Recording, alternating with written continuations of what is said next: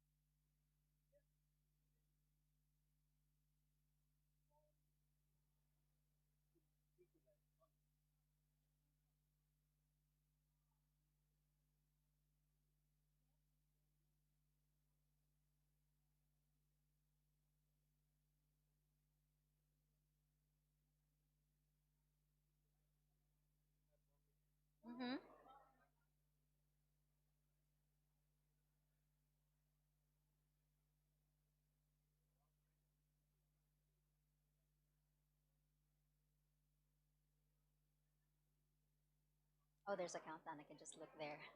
Yes.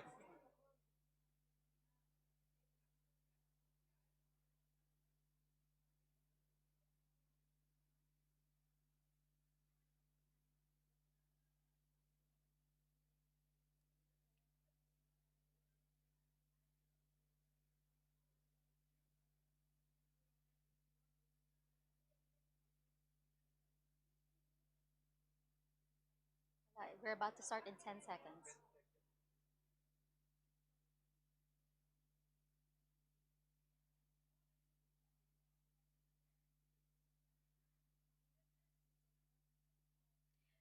May I now invite the host for the opening plenary, Clean Air Asia's Deputy Executive Director, Ms. Glinda Bathan Baterina.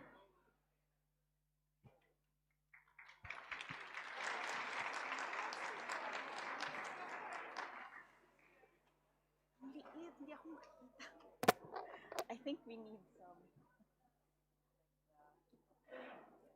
Here.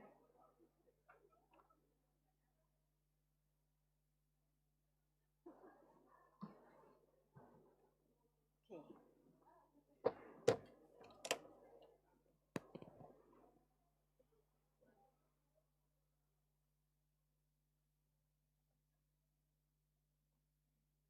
Good morning and welcome to BAQ 2026.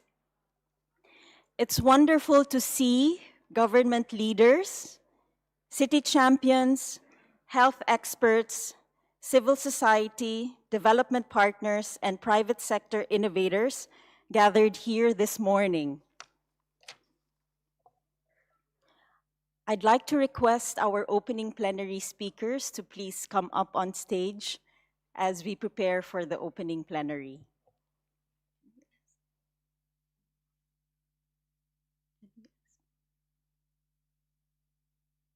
Yes, please.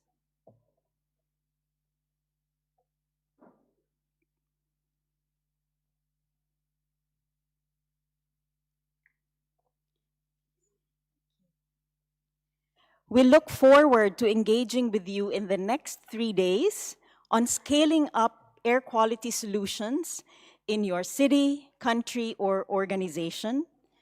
Air pollution remains one of the most urgent health and development challenges across our region, where investments in solutions can yield returns in public health savings, increased economic productivity, job creation and innovation, higher agricultural yields. Under the theme, Together for Clear Skies, Driving Action, Accelerating Investment, this opening plenary sets the tone for how evidence, partnerships, and financing can translate commitments into measurable improvements on the ground.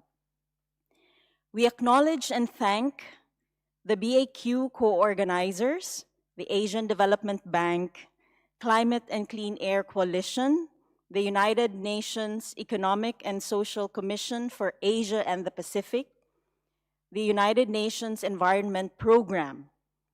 Our BAQ 2026 co-hosts, the Bangkok Metropolitan Administration, the Pollution Control Department of Thailand, and the Asian Institute of Technology.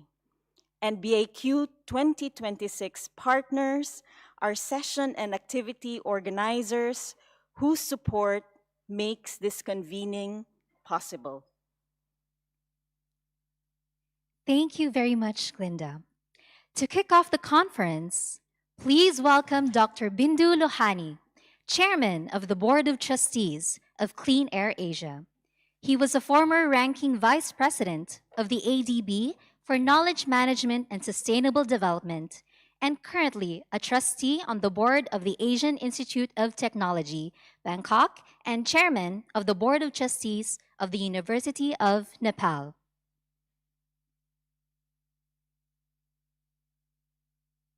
Please help me welcome Dr. Bindu Lohani.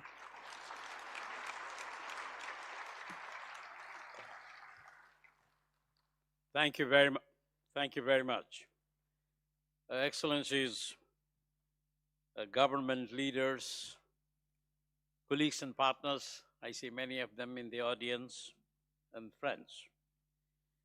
It's my great pleasure on behalf of the Clean Air Asia to welcome you to the 12th Better Air Quality Conference, popularly known the BAQ, this year 2026.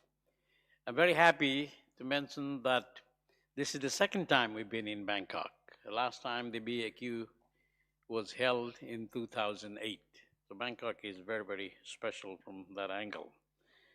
On behalf of the Clean Air Asia, I extend my sincere appreciation to our co-organizers, which you see them all there, the ADB, ESCAP, UNEP, CCAC, of course the government, and the Asian Institute of Technology, and many others.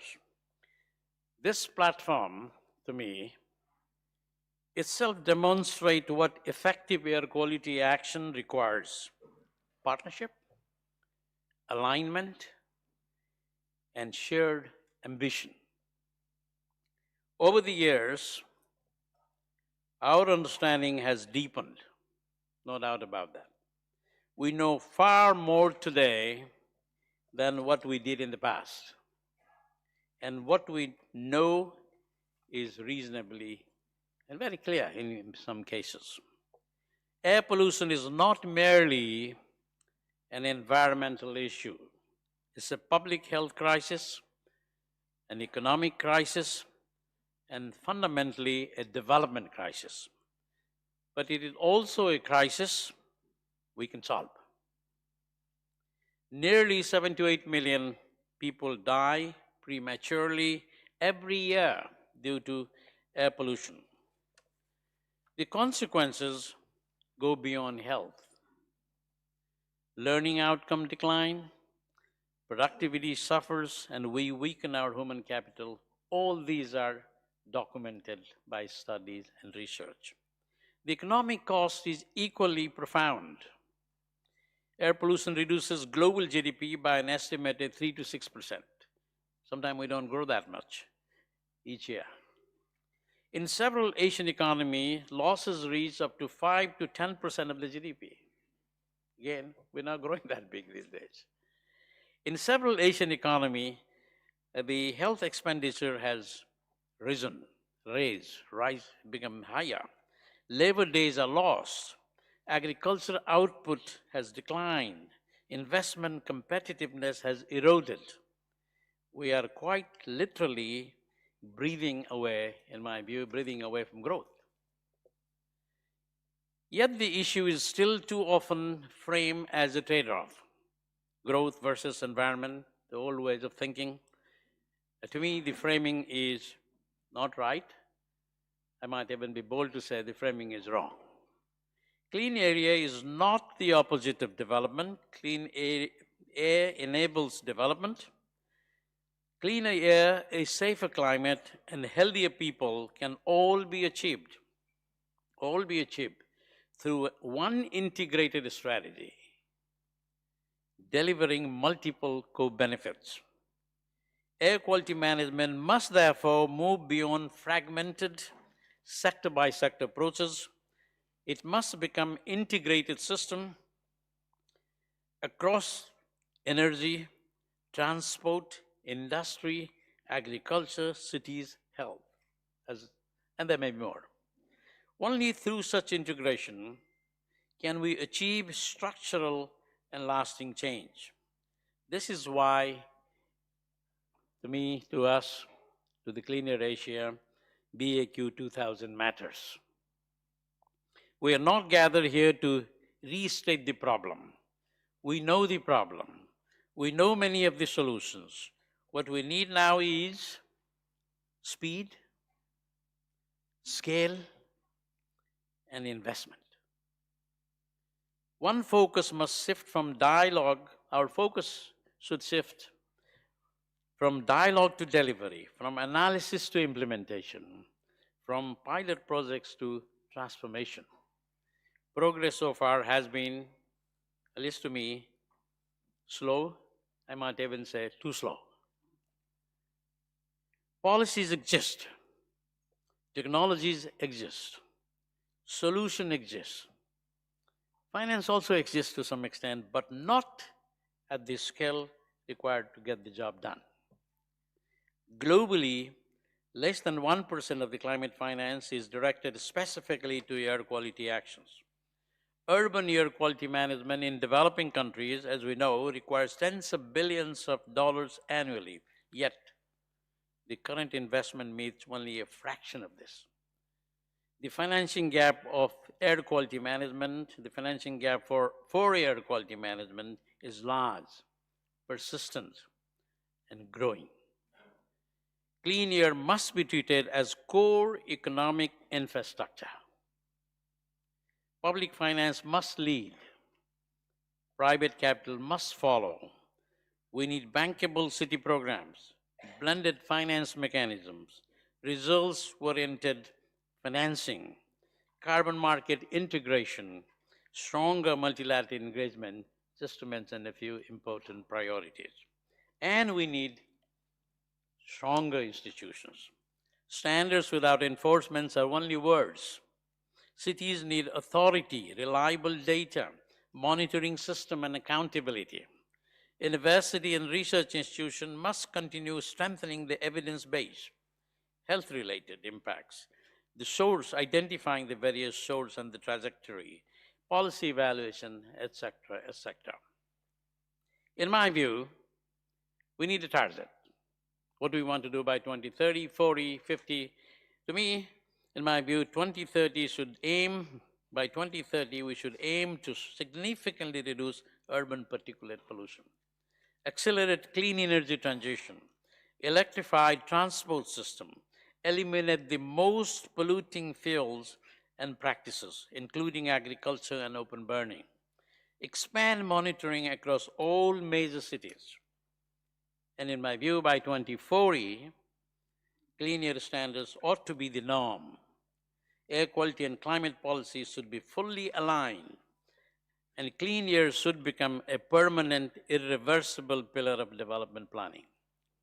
And by 2050, we must make our commitment to net zero climate target by linking air pollution into energy transition, climate mitigation, and decarbonization efforts. Let this gathering move us from commitment to implementation, from ambition to measurable results. The choice is, to me, in my opinion, very clear. We can continue paying the cost of pollution in hospitals, in lost productivity, and weaken economies, or we can invest in clean air and secure healthier people, stronger economies, and a safer climate. Clean air is not optional. Clean air is foundational.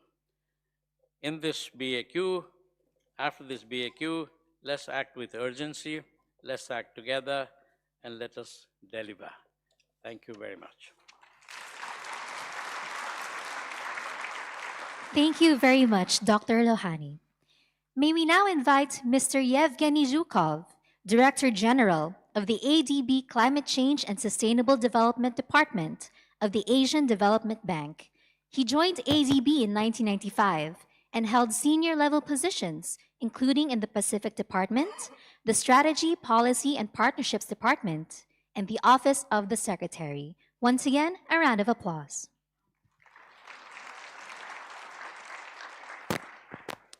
Distinguished guests, delegates, colleagues, good morning. And delightful to welcome all of you to this 12th Better Air Quality Conference. My sincere thanks to Clean Air Asia for leading this conference, and Climate and Clean Air Coalition, ESCAP, and UNEP for being co-organizers of this conference along with the ADB. We are very grateful for the support of our local partners, the Bangkok Metropolitan Administration, the Thailand Pollution Control Department, and the Asian Institute of Technology. Asian Pacific has become the fastest growing region in the world, accounting for about 60% of global economic growth.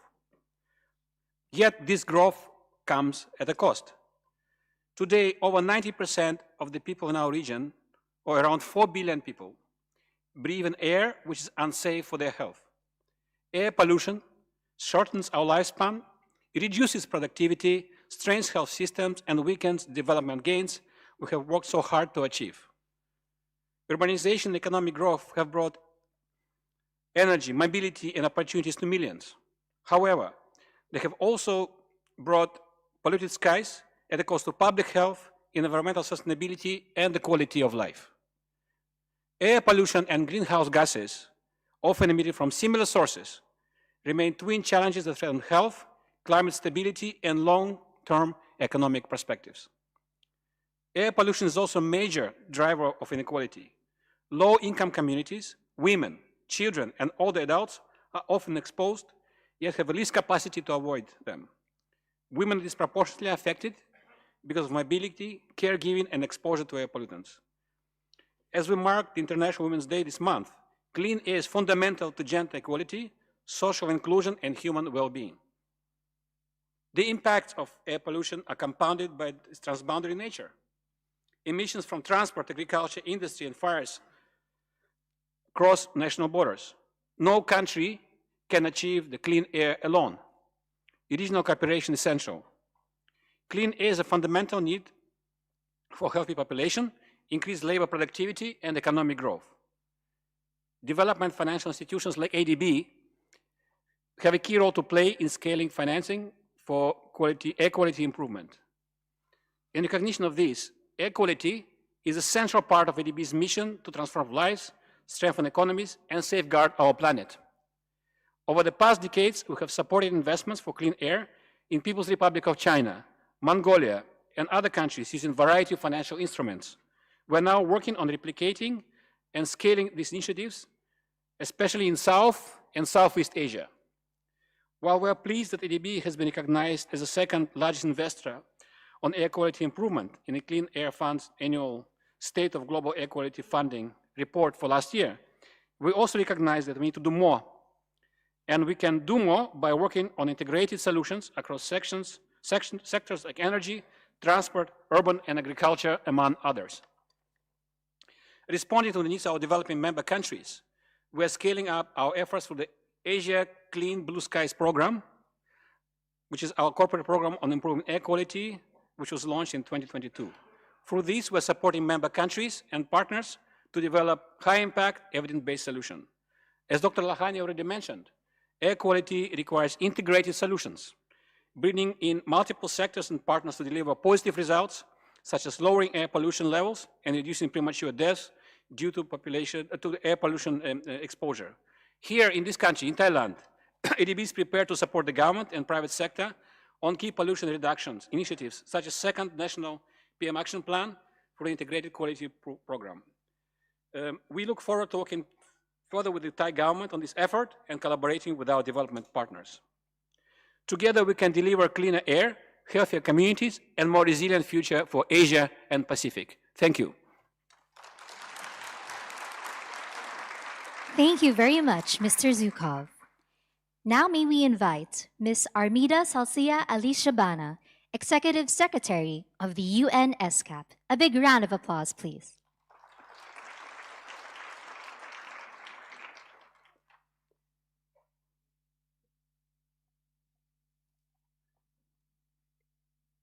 Distinguished delegates, esteemed colleagues, friends, and partners, I'm very pleased to join you all today and also for ESCAP to co-organize the 2026 Better Air Quality Conference under the theme Together for Clear Skies, Driving Action, Accelerating Investment. Across the Asia-Pacific region, air pollution has become one of the most urgent threats to life and sustainable development. Families awaken to skies darkened by smoke, communities bear rising health costs, and economies struggle with lost productivity. More than 4 million people in the region die prematurely each year from air pollution-related diseases, a staggering reminder of the crisis we face and the consequences of inaction. Yet the burden of air pollution extends beyond public health. Harmful emissions depress labor productivity, reduce agricultural yields, and accelerate climate change. weakening the region's economic resilience and environmental stability. Addressing these crises is therefore not only an environmental imperative, but a development priority fundamental to the well-being of our people. Despite the scale of the challenge, we know that clear skies are possible. What we need is strengthened resolve and, above all, stronger cooperation. In a region as interconnected as ours, regional cooperation among countries is indispensable. Air pollution does not respect borders, and our solutions must transcend them too. I would like to propose 3 priorities in line with the theme, Together for Clear Skies, Driving Action, Accelerating Investment. The first one is that clear air actions must extend beyond governments. We need stronger partnership among cities, communities, scientists, private sector, financial institutions, as well as civil society. Only a whole of society approach and engagement can unlock innovation and scale up clean technologies. Secondly, investment in clean air must be expanded at national as well as international levels. The resources we mobilize must match the scale of the health, economic as well as environmental costs of air pollution and leverage the co-benefits of sustained air quality improvements for climate action as well as our well-being. And finally, as we drive action, investment and partnership, countries with limited capacity, limited resources must receive the support they need to pursue clean air pathways. Cleaner energy, transport, and industrial solutions must be accessible, affordable, and equitable for all. The Regional Action Program on Air Pollution, unanimously adopted by ESCAP member states in 2022, 4 years ago, provides a strong framework and a platform for our collective efforts. This Regional Action Program comprises, namely, on air quality management, that's the first one, second, monitoring, third, knowledge sharing, and fourth, capacity building or technical assistance, as well as, of course, regional cooperation, regional collaboration. Distinguished delegates, achieving clear skies is both a developmental priority and a moral responsibility. Let us move forward with unity and shared purpose towards a healthier, more inclusive, and more sustainable Asia-Pacific region, our region for all. Thank you very much. Thank you, Ms. Alisjahbana. Next to give her remarks is Ms. Dechen Tsering, Director of the Regional Office of Asia Pacific of the UN Environment Program. A round of applause, please.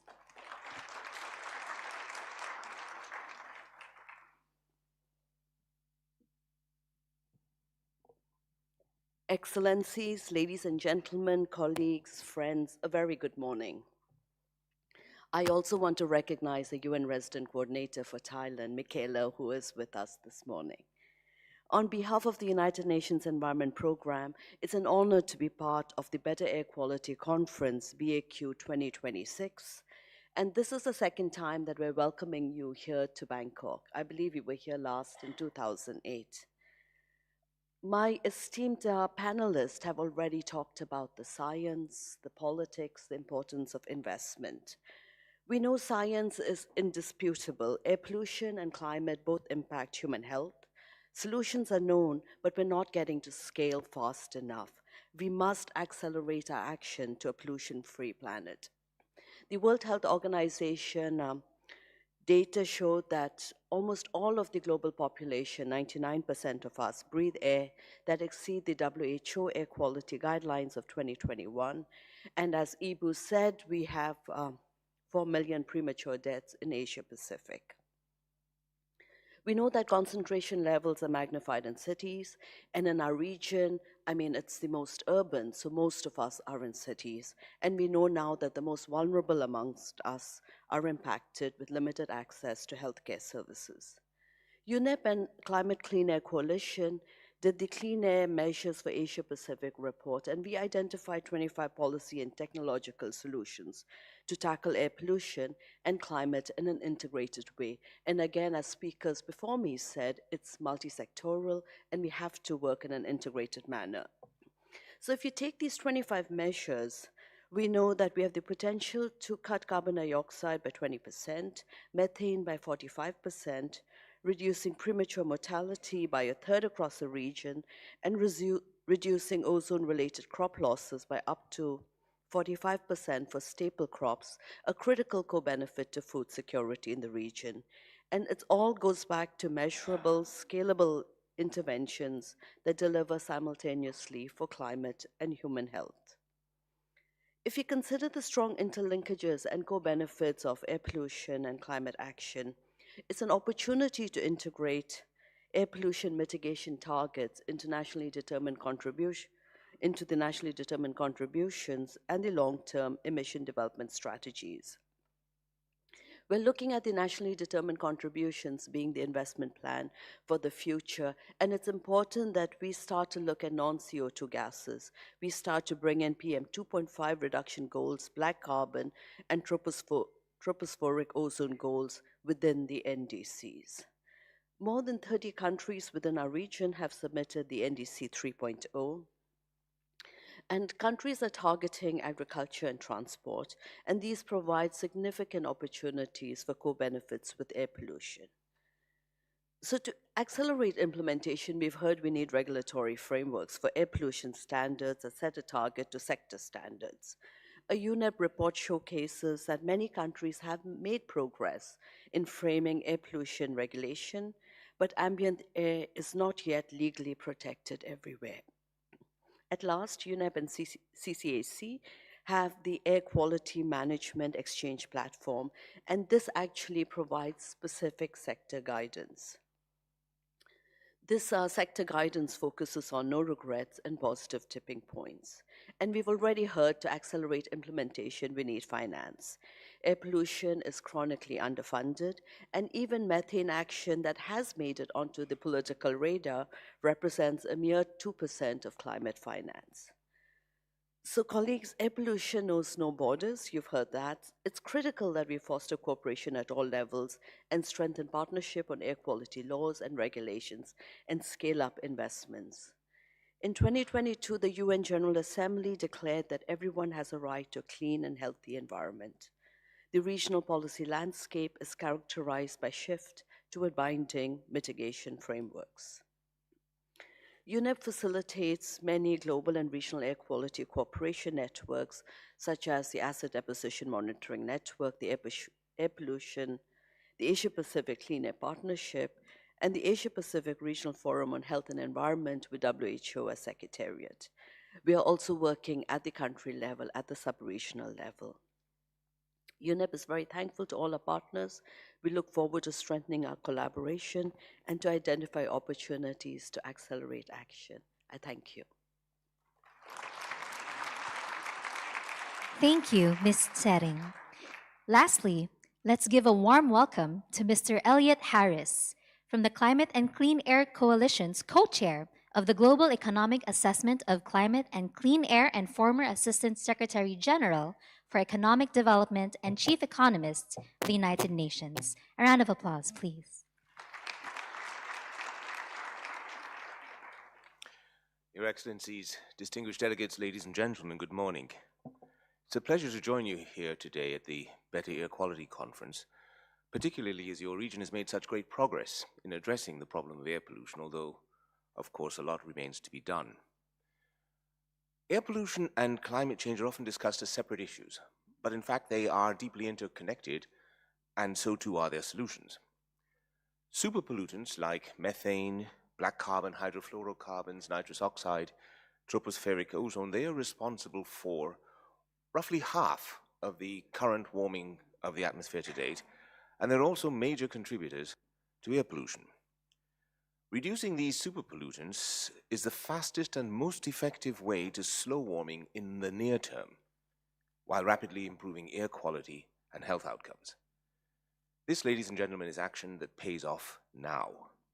Air quality can improve within months of action. And in the ensuing months, hospital visits decline, workers lose fewer days to illness, children breathe easier.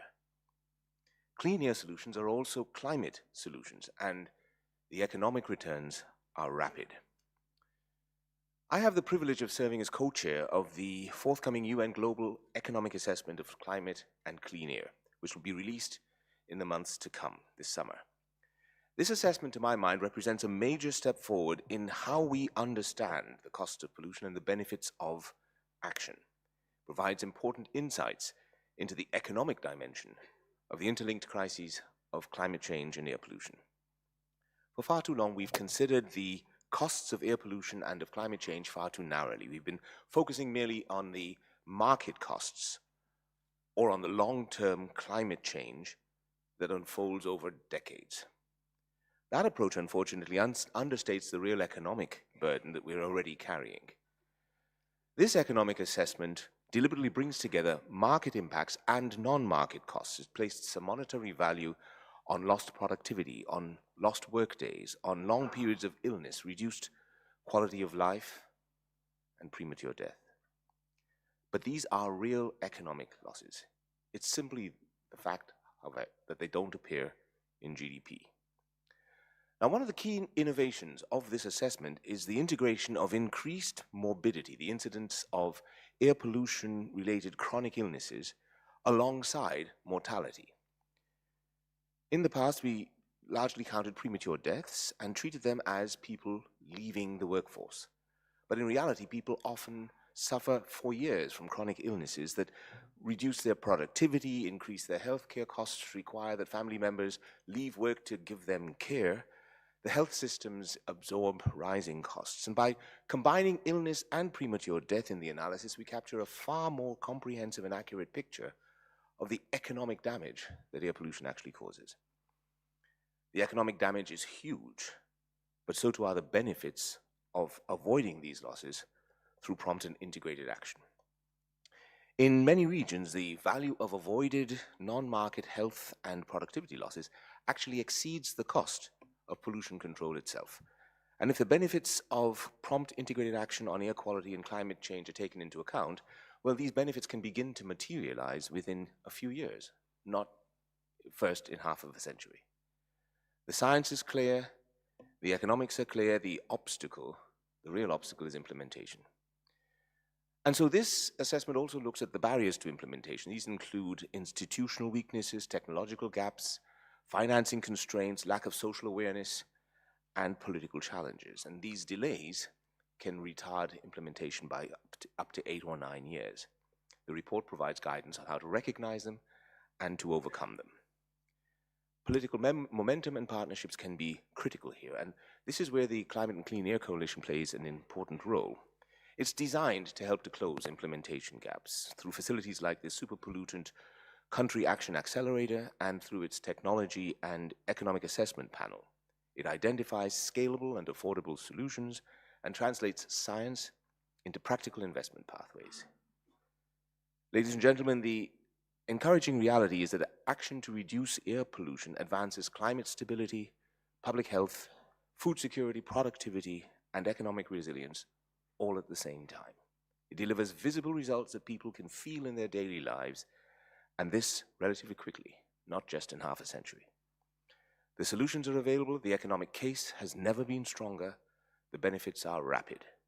The barriers to implementation can be identified and they can be overcome. Reducing superpollutants is like pulling on the climate emergency brake. By acting decisively, we can deliver cleaner air, stronger economies, healthier communities, and greater climate stability. This is action that pays off now. Thank you very much.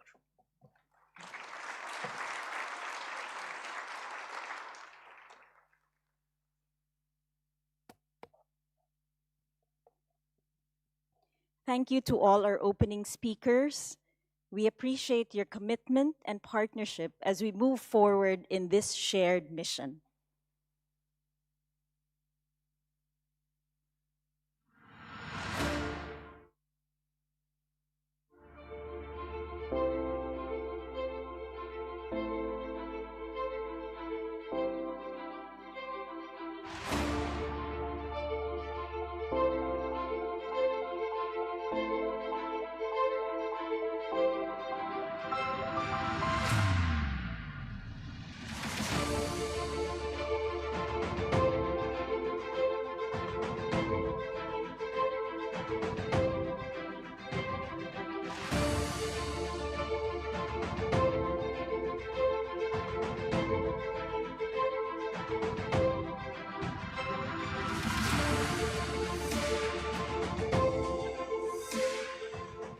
One of Bangkok's greatest strengths is the commitment to engage communities in the collaborative plan.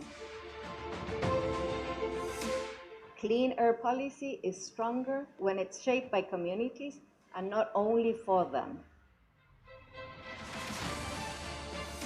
And Bangkok's air quality challenges are multi-source and multi-sector.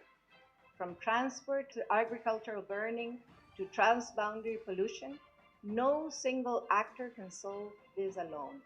It really requires the collaboration of different sectors, of different levels of government.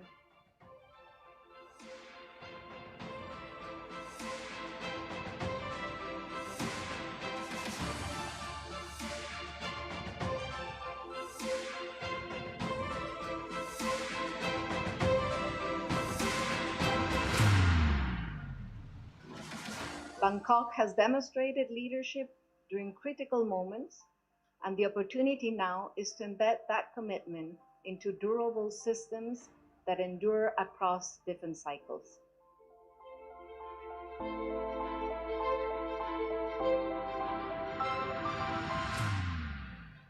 We share best practices, policies, and technologies for science-based air quality management, drawing from successful initiatives across Asia.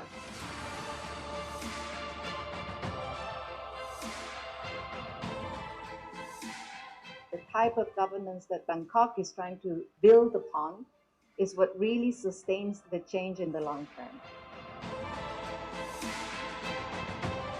Bangkok can help shape the next chapter of clean air leadership in Southeast Asia.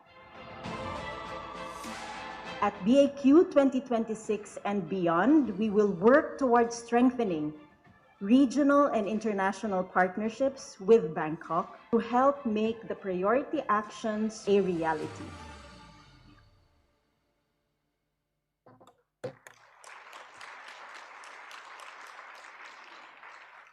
Those were highlights from our Clear Skies for Bangkok from Vision to Action pre-event held on March 9, organized together with the Bangkok Metropolitan Administration, Breathe Cities, and the Hub of Talents on Air Pollution and Climate.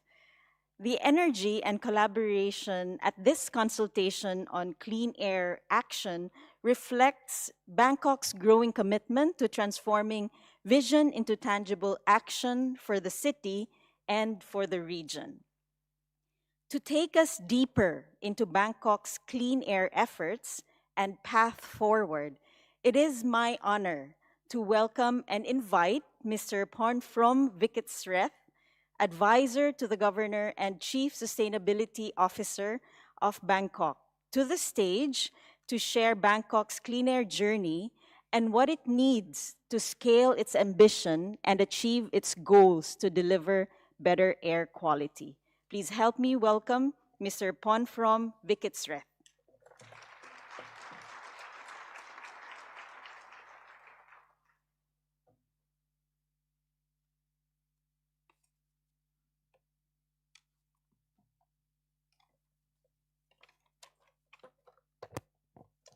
Excellencies, distinguished guests, good morning. It is an honor to welcome you back to Bangkok.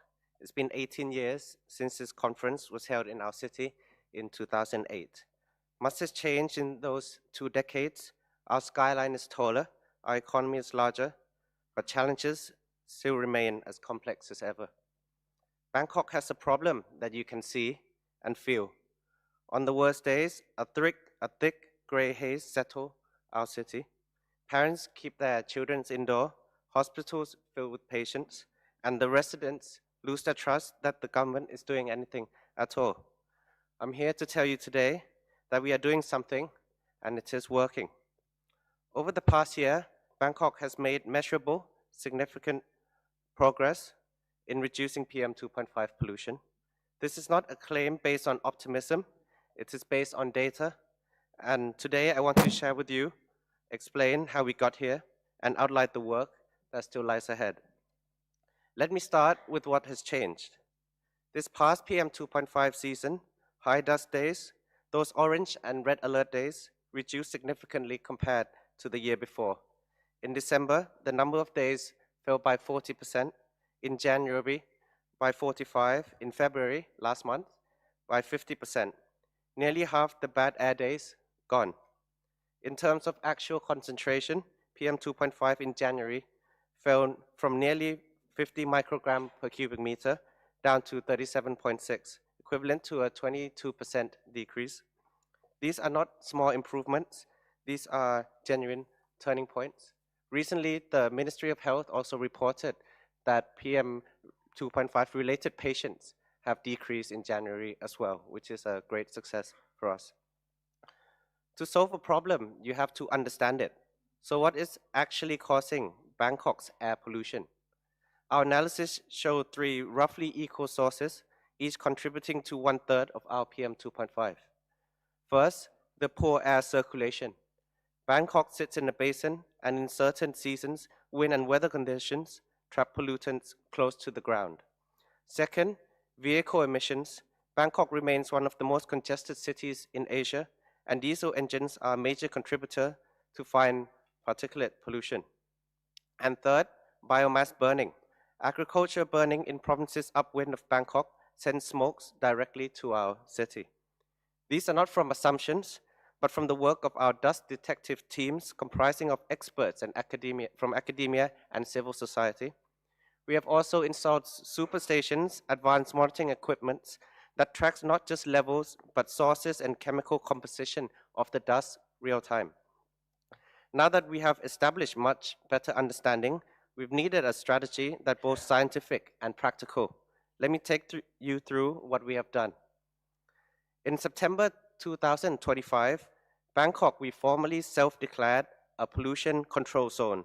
Along with that declaration, we have implemented several concrete dust mitigation measures. I'll walk you through the highlights. On biomass burning, we cannot control what happens in other provinces outside of Bangkok, but we can work with them. We've partnered with upwind provinces, including Nakhon Nayok, Pradinburi, to reduce agriculture burning at source. We supplied farmers with stubble decomposition microbes as an alternative to burning. We provided straw balers. We've conducted joint firefighting operations. These results are visible in hotspots data. Burning incidents and their duration have declined. Burn-free days have increased. When farmers have better options, they make better choices. We have also deployed real-time wind tracking and hotspot monitoring so we can predict when smoke from upwind provinces will reach Bangkok, giving us time to respond and alert to the public. On vehicle emissions, we have introduced low emission zone policy. During high PM 2.5 period, heavy trucks with 6 or more wheels are restricted from entering all 50 districts of Bangkok unless they are registered on our green list where they have shown evidence of recent maintenance to the car. Over 73,000 vehicles have now registered on that list. We have also ran engine maintenance campaign encouraging vehicle owners to replace oil and air filter. Nearly 380,000 vehicles participated. We have worked with private sector to help fund promotion and reduce the cost of these maintenance. This contributes to 22.5% reduction in transport sector pollution. We've tightened diesel smoke emission standard, reducing the opacity limits from 30% to 20%. With this, violations cases doubled, which sounds like a bad news, but it means that enforcement is working. We have also inspected vehicles at construction sites, concrete plants, over 22,000 cumulative inspections since 2023. And during the most critical days in January, we've asked businesses to allow employees to work from home. Over 222,000 people signed up, reducing average traffic by 8.5% during the work from home days. On industrial sources, we've worked with the Department of Industrial Works to draft stricter regulations on industrial emissions, expanding the SEM or continuous monitoring emissions monitoring requirements from today 8 facilities up to 256 facilities now that have to report to us in real time. Emissions limits for key pollutants are also being strengthened by 60 to 80% under the new rules. From all these policy measures I have described, is all about reducing pollution at the source. But we also have a responsibility to protect the people who cannot wait for the air to improve.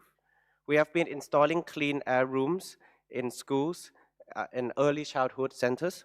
Over 2,100 classrooms have been fitted with air filtration. We're more than halfway through our target, and we're continuing to expand. We have also expanded public notification tool, including a 7-day PM 2.5 forecast, so Bangkokians can plan ahead. We have established a cell broadcast system where when there are red alert days, the messaging goes straight to the SMS of the people in certain districts. When people know what's coming, they can protect themselves and make decisions that reduce emissions collectively. We are investing in green space. 441 pocket parks across Bangkok have already been installed, with target of 200 to 2.4 million new trees that have already been planted. This data backs up. PM 2.5 levels inside Bangkok parks are 33 to 43% lower than in surrounding areas. Green space is not just aesthetic, it is a public health intervention. Bangkok Air Quality Challenge did not develop overnight, and it will not be fully solved overnight as well. The causes are complex. They cross provincial borders and involve national policy. They require behavioral change at every level, from individual drivers to industrial operators to national agriculture policy. But we are no longer standing still. 45% fewer high pollution days, cleaner school classrooms, smarter monitoring, stronger enforcement, partnerships with provinces whose burning reaches our sky. The people of Bangkok deserve clean air, not as a luxury, not as an inspiration, as aspiration, as a basic right. I wish you all a productive conference. Let us use these few days in Bangkok to turn our shared expertise into bold investments for the health and well-being of all. Thank you very much.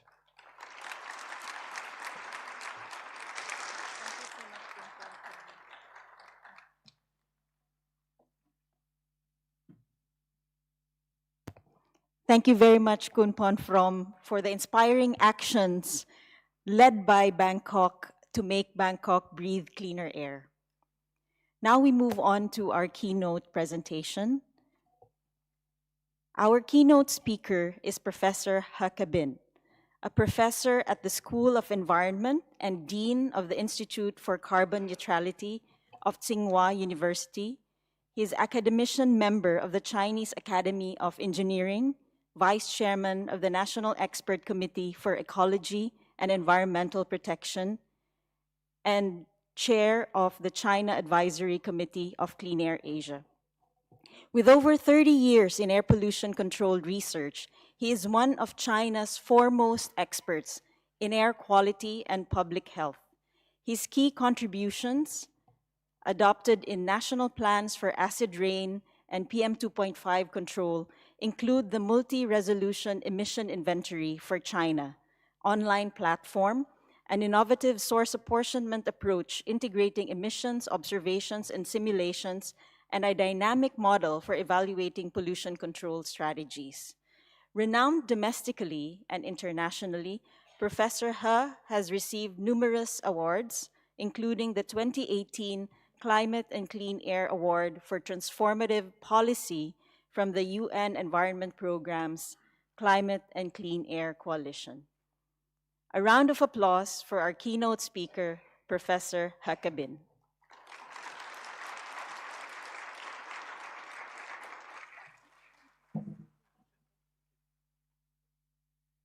Thank you, Excellence, the distinguished guests, all of the experts and colleagues, ladies and gentlemen. It's a great honor to be here to share some of the experience and the lessons from China's air quality, especially the Clean Air Journal and the future pathway. We know last 10 to 15 years, China has carried on 3 nationwide action plans for air pollution. So that we have actually get a very obvious improvements of the air quality. Just take the PM 2.5 as an example. We can see the air concentration of PM2.5 nationwide annual average has been improved from 33 to 28 through this program. Not only PM2.5, but also for the other air pollutants, like say the SO2, NO2, and PM10, and also the carbon monoxide has been improved a lot. Although we still have the problem, and the very beginning has a little bit increased, but in recent years it's become relatively stable. So we all understanding, if you have any improvements in the air concentration, the basic efforts is ground emission reduction. So you can see the major air pollutants in China nationwide has been reduced. That is through our inventory, national inventory database. So you can see we have extremely emission reduction especially for SO2 and also the primary PM2.5. But we still have relatively high emissions from NOx and non-methane VOC. For ammonia, we have a little bit improvements. That is a future challenges. So how can we get that? Actually, we have a series of the control measures within the action plan. So it could be divided into 11 major sector control measures. So they have a huge on the coal-fired power plants and the iron and steel industrial, semi-industrial, and vehicle and VOC in the petrol industrial, and even for the agriculture, of course, the agriculture-related emissions. That is the basic efforts. And also we have a very important working is a post-assessment report.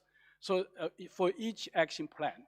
So you can see, you can identify which control measures contribute more for the emission reductions. So there, for the 3 action plan we already done.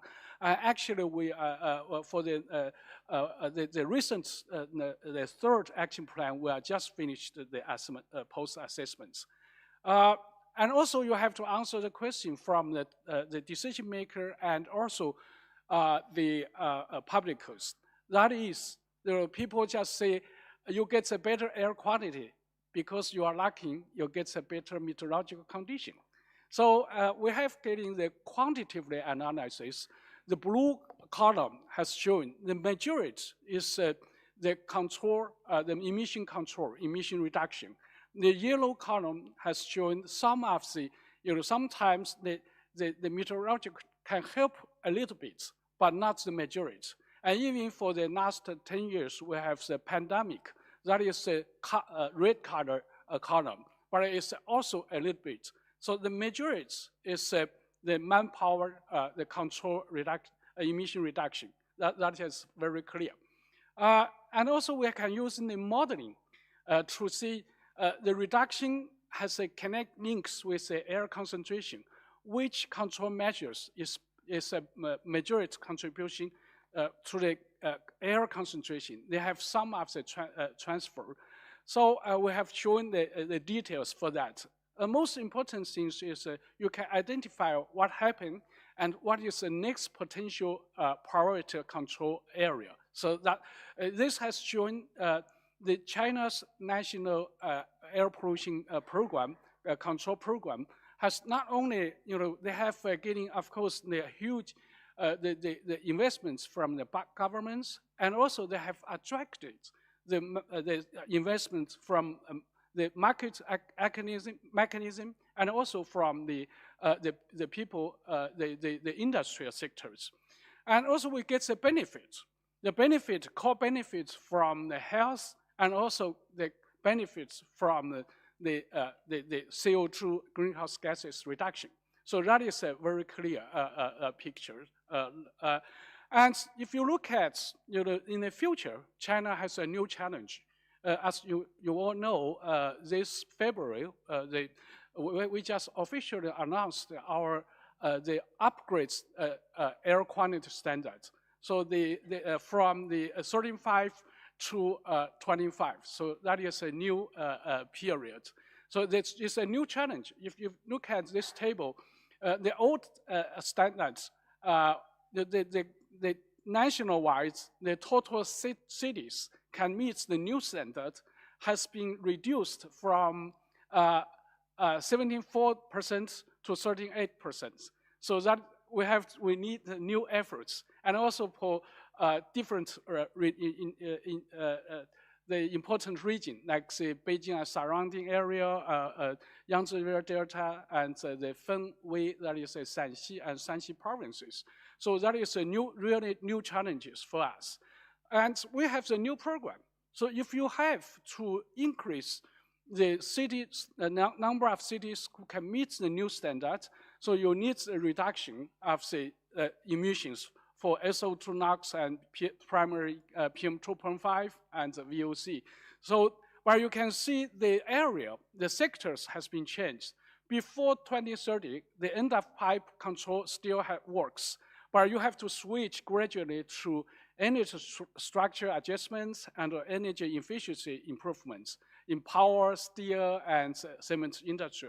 Beyond and after 2030, the majority will move to the structure adjustments. So that is gradually changed for our efforts in the future.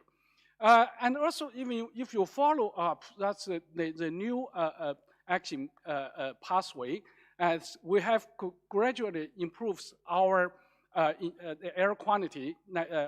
For example, for PM2.5, will from 28 to 23 in the year 2030, and 18 to the year 2035. So that is a very good benefits for that. And also the number who can meet the new air quality standards will from the 128 to increase to 285 until 2035. So that is after for the new air quality standards. But if you look at the longer term, even beyond 35, actually, you know, China just announced our NDC 2035, and also we have carbon neutrality targets 2060. So if we follow that, they have a very strong driving force for the energy structure, industrial structure, and transportation structure.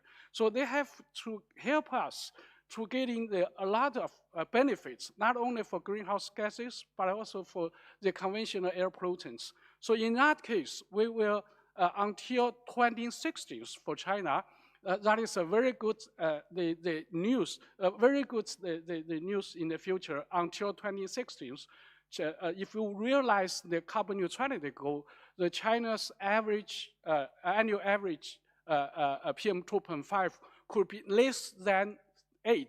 So it's very close to the WHO guideline. That is a very benefits, not only for the climate, but also for the public health. So you can see the public health, we have a strong, very large potential benefits for that. Here we have some analysis for that. If you think about the aging society process in China, there is a huge public health benefits in the future. So that is the conclusion. Actually, it's, for the driving by the 3 phases, China has improved the air quality obviously, but also we have anthropogenic emission reduction is a major contributor for us. In the future, even we have the new, before the 2035, the new new air quality standard will be the driving force for the core benefits, but a longer time, the carbon neutrality will be a very strong driving force for the core benefits, not only the greenhouse gases, public health, and air quality, and even for the new type of the economy. So we have the new energy system, new transportation system, and also the new industrial system. So that is not only the core benefits, could be the trade benefits in the future. I'll stop here. Thank you for your attention. Thank you.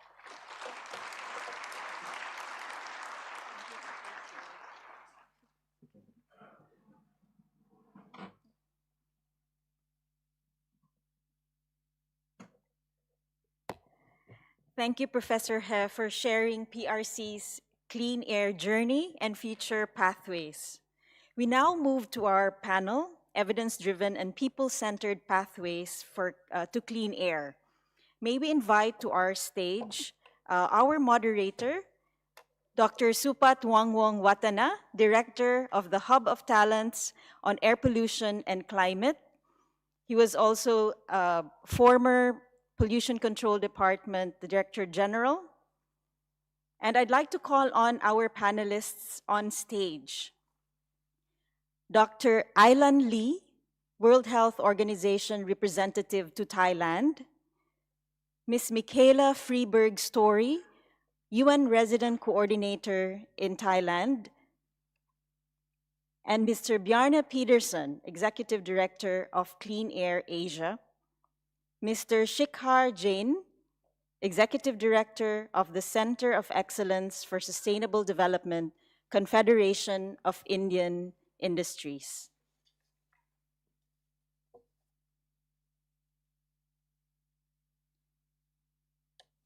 I'd like now to hand over to Dr. Supat the moderation of our panel.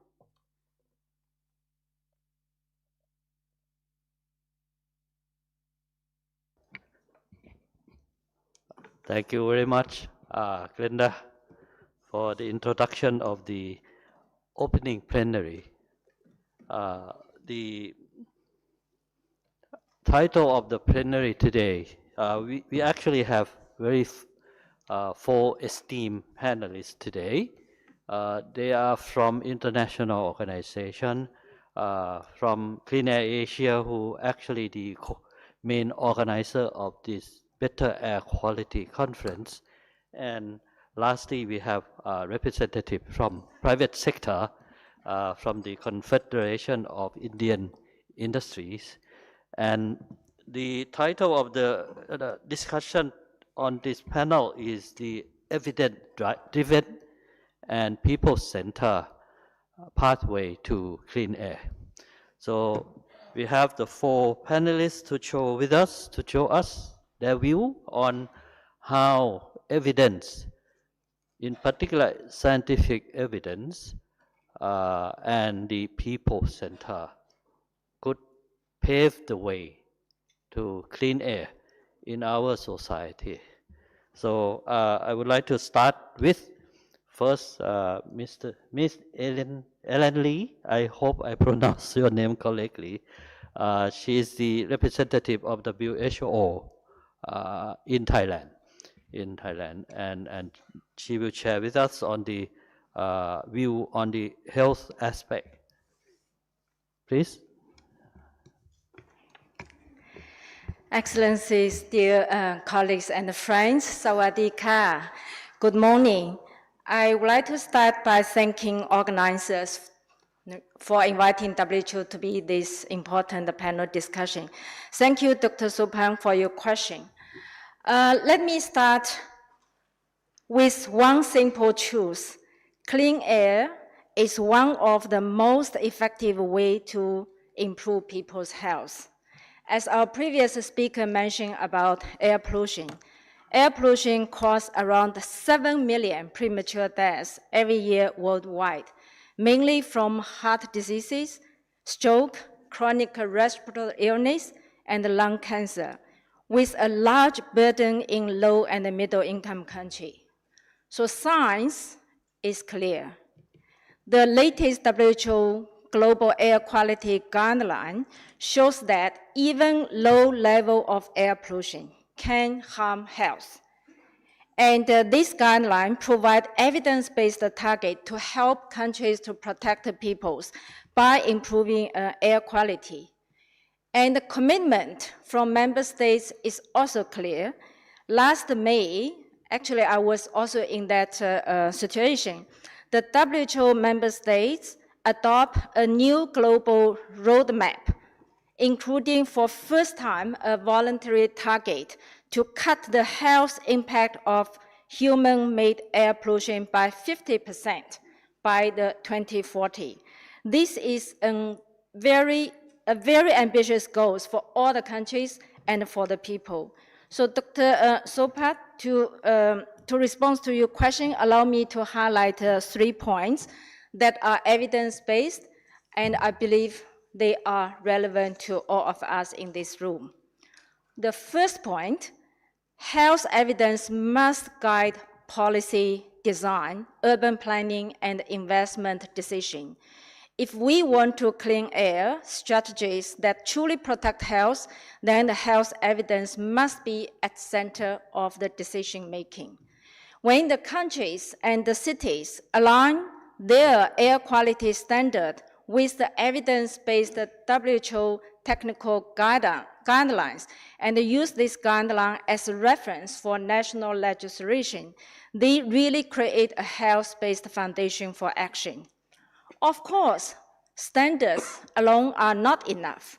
We also need a health impact assessment built into our urban planning, transport system, and energy strategy so that avoided death, fewer hospital admission, and productivity gains can be clearly quantified. When these benefits are visible, clean air becomes not only a moral imperative, but a high return economic investment. Lesson is very clear. When standards are rooted in health evidence, many governments move from incremental change to really transformative change. So that's my first point. My second point is certain type of evidence can create and drive specific momentum for change across the sectors. Let me share 3 simple examples. First, localized health data, reframing the issues from the environment compliance to a public health emergencies, linked to air pollution with heart diseases, stroke, and lung cancers. Second, economic evidence is persuasive for the Ministry of Finance, investors, and the development partners. Improving air quality is not only a health intervention, it is an economic strategy. As previous speaker mentioned about GDP, I think mentioned about 6%, but WHO also estimate health impact of air pollution cost more than 4% of GDP in only 15 countries with highest greenhouse gas emission. That's the evidence. So the third example is to use the successful story from the local government and the voice of the health workers. For example, in some countries in Asia, including Thailand, WHO evidence and public health advocacy directly influence decision to tighten its national PM 2.5 standard, following clear linkage between the pollution episode and hospital admission. This is a strong example of health data plus the voice from the clinician or the health workers can shape national policies. So my third point is working across the sector to achieve health and the development co-benefit. When clean air policies are designed around health, the benefit is far beyond health and far beyond the pollution control. And as you all know that clean air prevents diseases, promote health. Clean air also protect the people in the vulnerable situation like children. And clean air reduce the pressure for the already very stressed, the health systems in many countries. So many actions that reduce the greenhouse gas emissions, such as transitioning to the clean energy, improving transport system, and promoting clean household fuels, also reduce air pollution, creating immediate health benefit, while also helping address climate. This is really co-benefit. One action can save multiple purposes. I think that's the smart way of doing our business in terms of resources limited world. Thank you very much, Dr. Supat. Thank you very much, Ms. Lee. I think it is clear that there is a lot of evidence that at present on the effect of air pollution on health. And the health effect has to be reduced and to protect the health of the people. So, and that will be the important evidence to be considered by anyone who will be responsible for the air quality management program, to take into account the effects on health of the people from air pollution. Yeah. Next, I would like to invite Miss Michaela Freiberg Story, the UN Resident Coordinator in Thailand. Ms. Freiberg has actually over 25 years of experience in international humanitarian development and peace building, and has been previously served as the United Nations Resident Coordinator in Kazakhstan. So I have a specific question would like to ask for your view. Where can the United Nations and development organization best help mobilize investment? Because we need investment in order to solve the problem, how those investments can be mobilized. And the Partnership for Impactful Wealth Finance Program. Are there any examples in Thailand or in the region showing momentum on that? Please. Thank you very much for that, Dr. Supat. You introduced me as having 25 years of experience in this line of business. It means I have 25 years of experience of being on panels and speaking after those that have said all the very, very good words. So let me build on some of the things that have already been shared here today. I would like to start with a picture of a morning. And a mother wakes up in her bedroom and she takes out her iPhone 17 and she looks at it and it tells her that a PM 2.5 outside is red. It's well over 167. She looks at her air purifier and it tells her that it's only 8 in her bedroom. She's quite pleased with this. She checks the kids' room and it's even lower. She puts them in the car, clean air in the car as well, and she drives them to a good school here in Bangkok, which has air purifiers in the classroom. She's okay. The kids are okay. Just a few 100 meters away, a street vendor has already started selling in the morning. No mask, no iPhone 17 to guide them, not knowing and maybe not being fully aware of how to address the challenges, and maybe not even seeing or knowing the challenges. This is where we as the UN come in, making sure that everything we do is people-centered. And I would therefore like to really highlight what our representative from the Bangkok Metropolitan Authority said earlier today, the importance of looking at where the sources are, of making sure that people are protected, whether they have access to the tools, to the means, to the knowledge, and to the financial capabilities to address it themselves, or not. So I would really like to commend the work that the Bangkok Metropolitan Authorities and the government of Thailand has taken over the past few years in addressing the challenges that we see on air pollution. But what we do see, and it has been mentioned here as well, is the importance of unlocking finances at scale. Our opening speaker mentioned some figures, and let me zoom in on Thailand, where we need 1.4 trillion baht every year to meet the Sustainable Development Goals. 1.4 trillion baht. It's not going to come through public finances. It's not going to come through the private sector.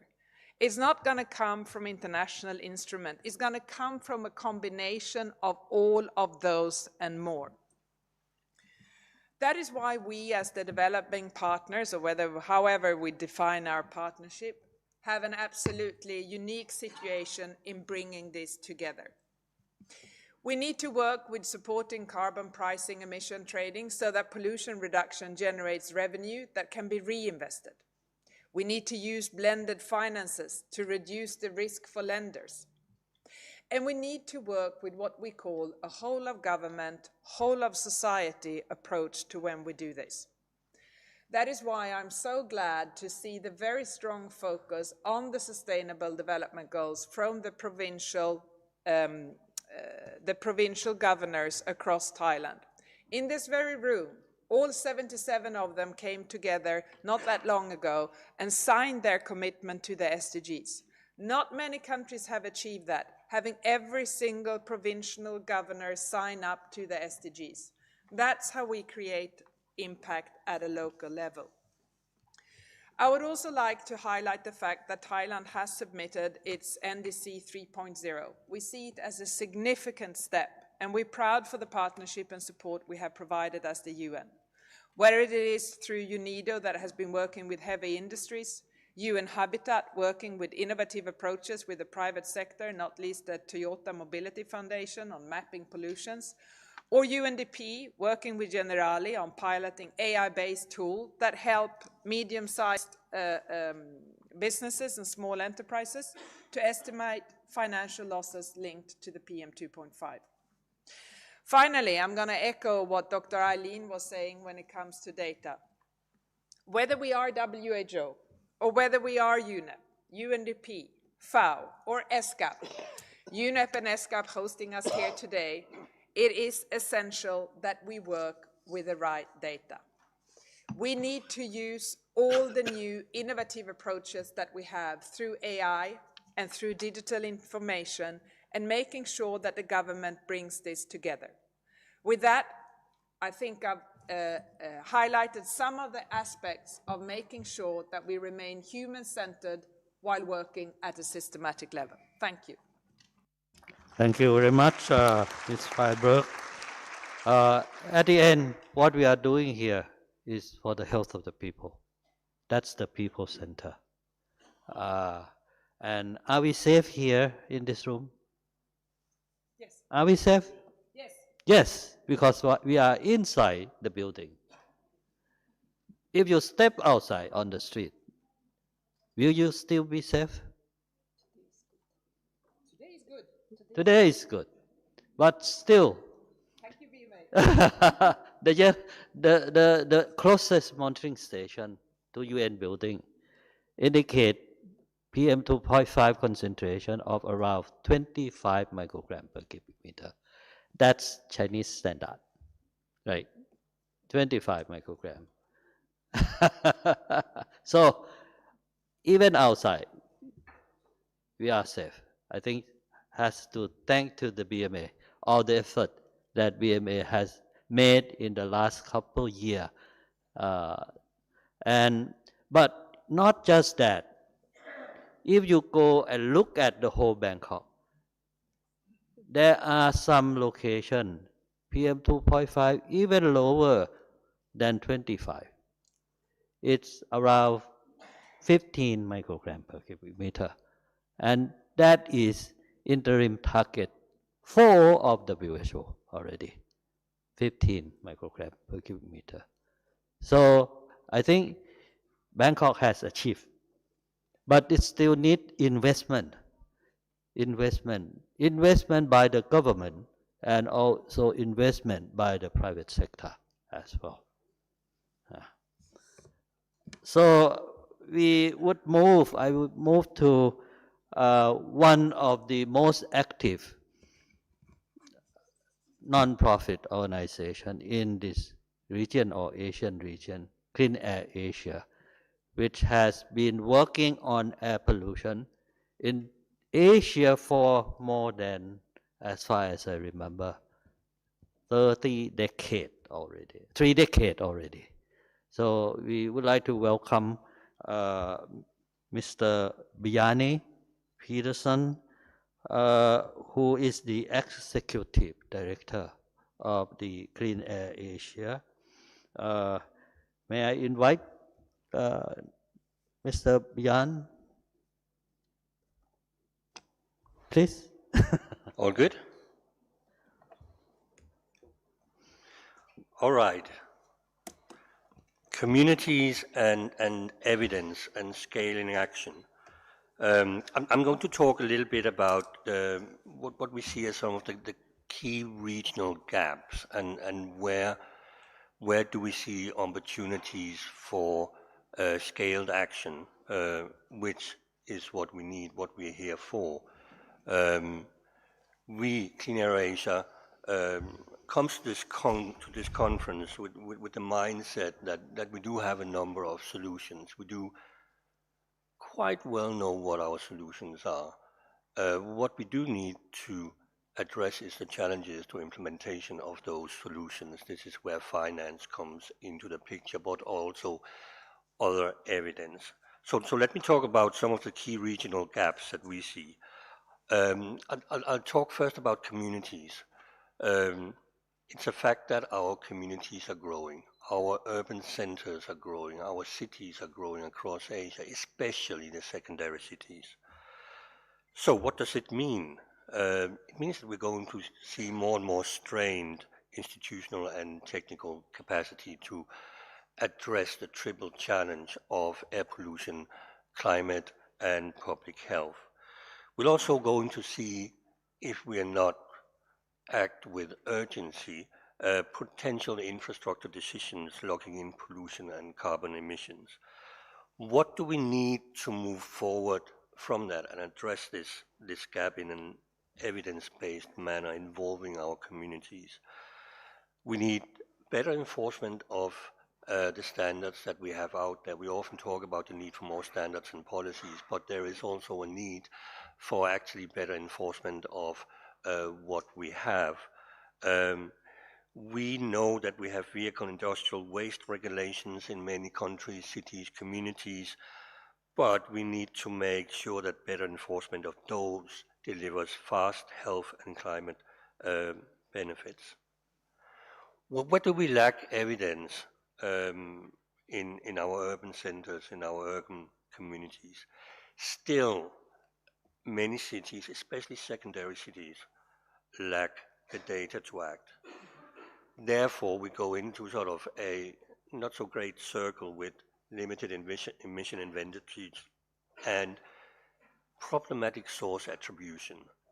And if we're going to act on air pollution, if we're going to act in a way where we follow science-based action, we need to make sure that we have data, because without data we have weak targeting.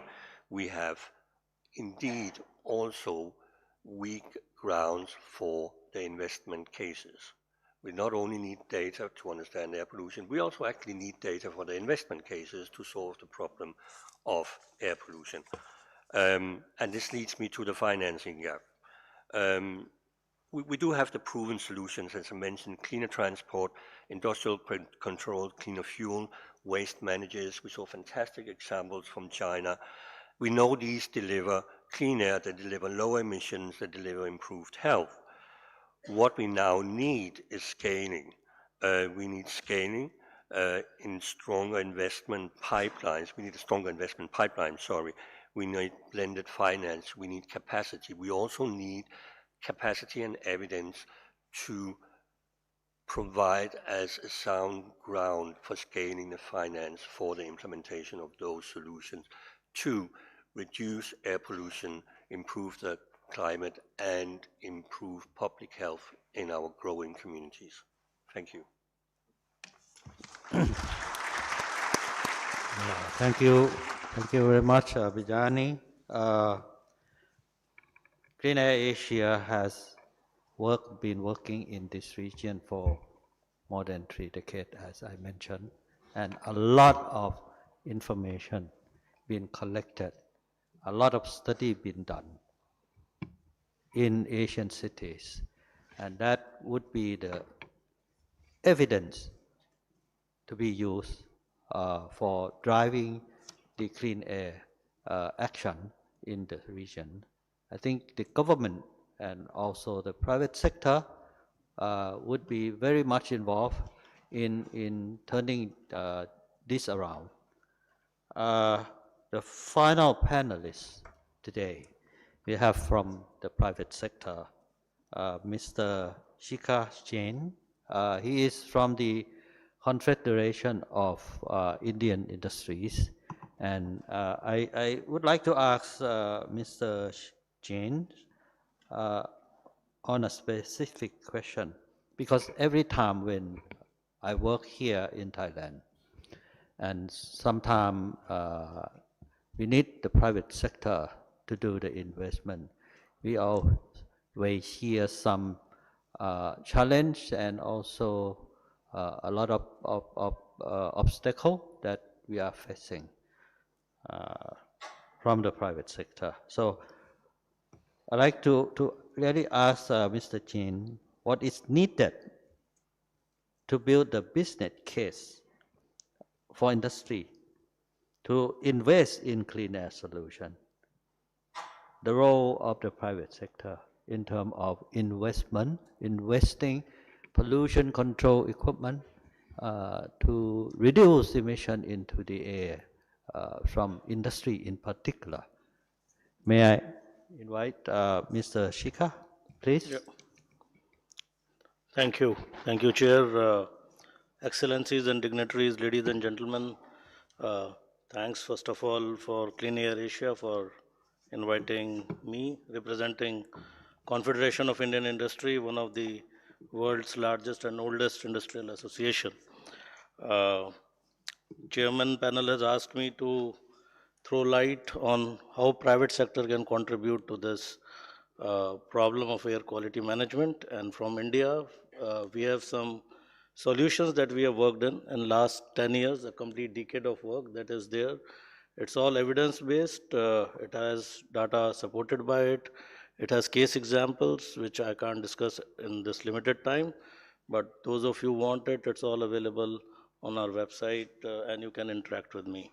A bit of history is 2016, Government of India has a planning commission, which it called as Niti Aayog, which makes the policies, and identified 4 areas which were very key for development. One is the crop residue. That was the burning thing of the crop residue, which is the agri sector, problem of dust as a part of the cities, transport, industry, and other sources of pollution. So the sources of pollution were clearly defined, and that's wherein CII came in. We set up something called as Cleaner Air, Better Life initiative. And now this is the private sector driven initiative where we have more than 100 CEOs in India joining it.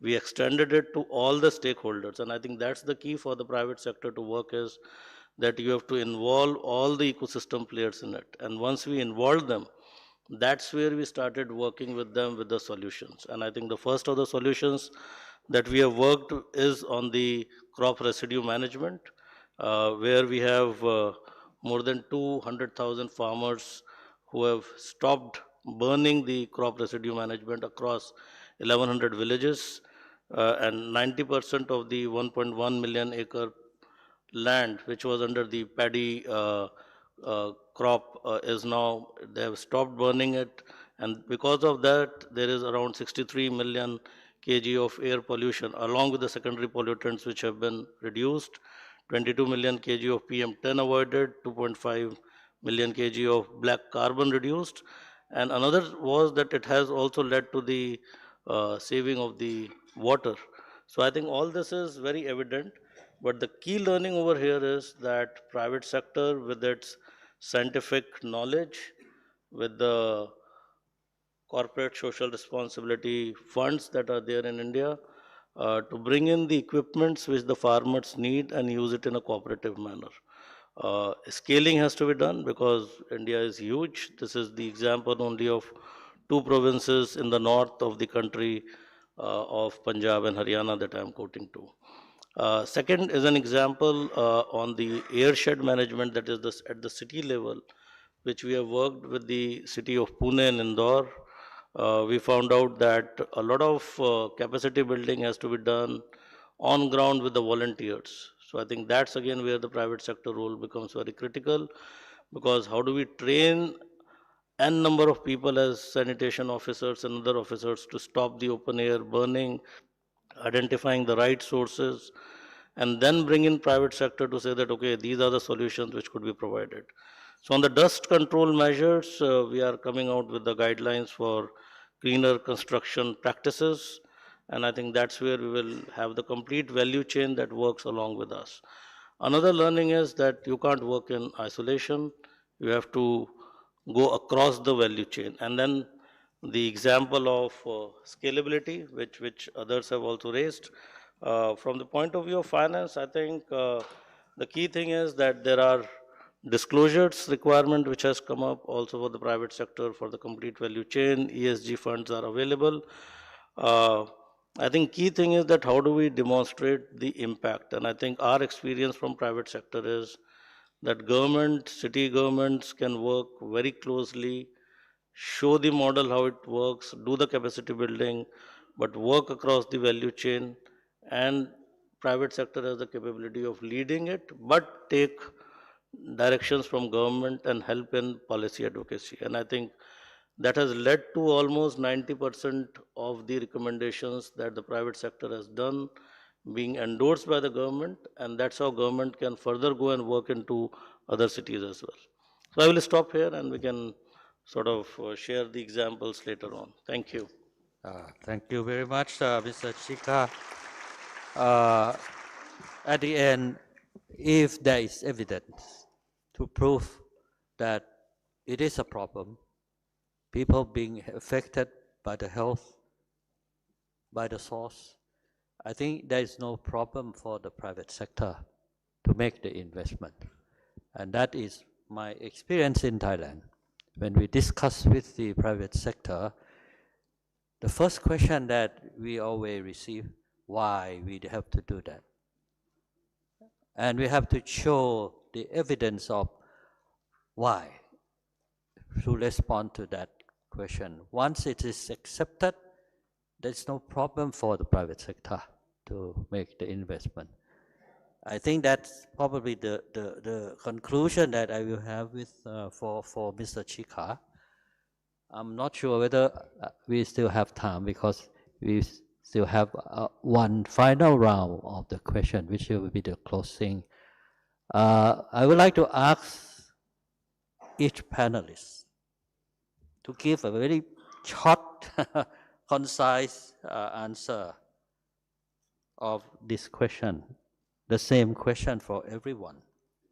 What is one action needed for strong collaboration? And one area where investment could make the biggest difference.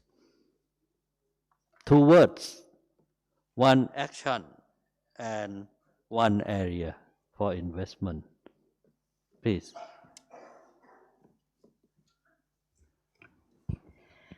Thank you very much. I think clean air is not a luxury, it's a public health imperative. So we already have a science, we have a tools, we also have some successful story in every region.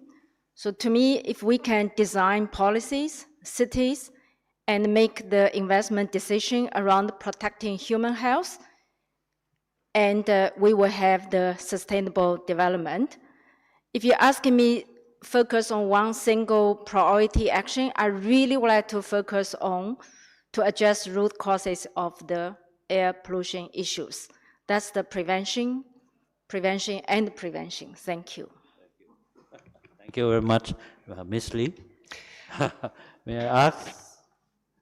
Same question, more or less, and same answer, more or less. I think what is so important is also the recognition that the issues don't stop at borders, and I think this conference is a proof of that it has that very regional approach.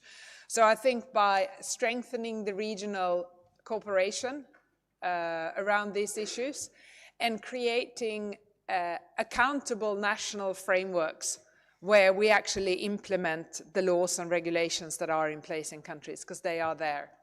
Finally, just to say that the quality of the air that a child breathes cannot depend on the income or postcode of its parents. Thank you. Thank you very much, Mikala. Yevgeniy. I will be very brief. Regional collaboration has been mentioned a number of times, and this is indeed why we as Clean Air Asia keep coming back with BAQ. We want to enhance and foster that regional cooperation. I hope that was answered to question number one. Question number two, where would I scale financing? I think the umbrella of the clean energy transition is really where we need to direct finance. We need to focus on the twin or triple victories of improving climate, improving the air, and improving public health. Clean energy transition is going to be absolutely instrumental in that. Okay, thank you, Yevgeniy. Multiple benefit: climate, air quality, and health of the people. That's the multiple benefits. Mr. Chika, please. Yeah, I think from the private sector point of view, now that we know the sources, we have the data, we have the monitoring, what we are seeing in India, the change is that a lot of startups, the new entrepreneurs which have come into the area of providing the solutions, I think that's where the finance need to come, because these are the young guys who are solving the problems of today and for the tomorrow, and I think we should have those support that these startup needs. And we have quite successful examples of biochar, biomass, biogas, and these type of things which are happening. I think for the startups, we need the technological solutions that can provide both for the research and development and also to bring it to the stage where the local solutions can be provided for the local problems. So that's what my say would be. Thank you. Thank you very much, Mr. Chika, and thank you very much all the 4 panelists.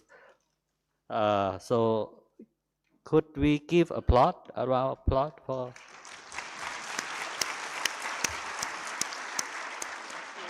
I return to Glinda. Thank you very much to our speakers, panelists, and to our moderator of the panel for all of your insights. We would like to also acknowledge our BAQ partners, contributors, and exhibitors. And as the BAQ 2026 continues, we invite everyone to continue the conversation in the next plenary, as well as in the many breakout sessions throughout the week. There will be a science and solutions exchange just outside the exhibition area over the coffee. Please do visit while you have your coffee and listen to the lightning talks at the posters area by air quality experts and solutions providers. We also are going to have a very unique survey.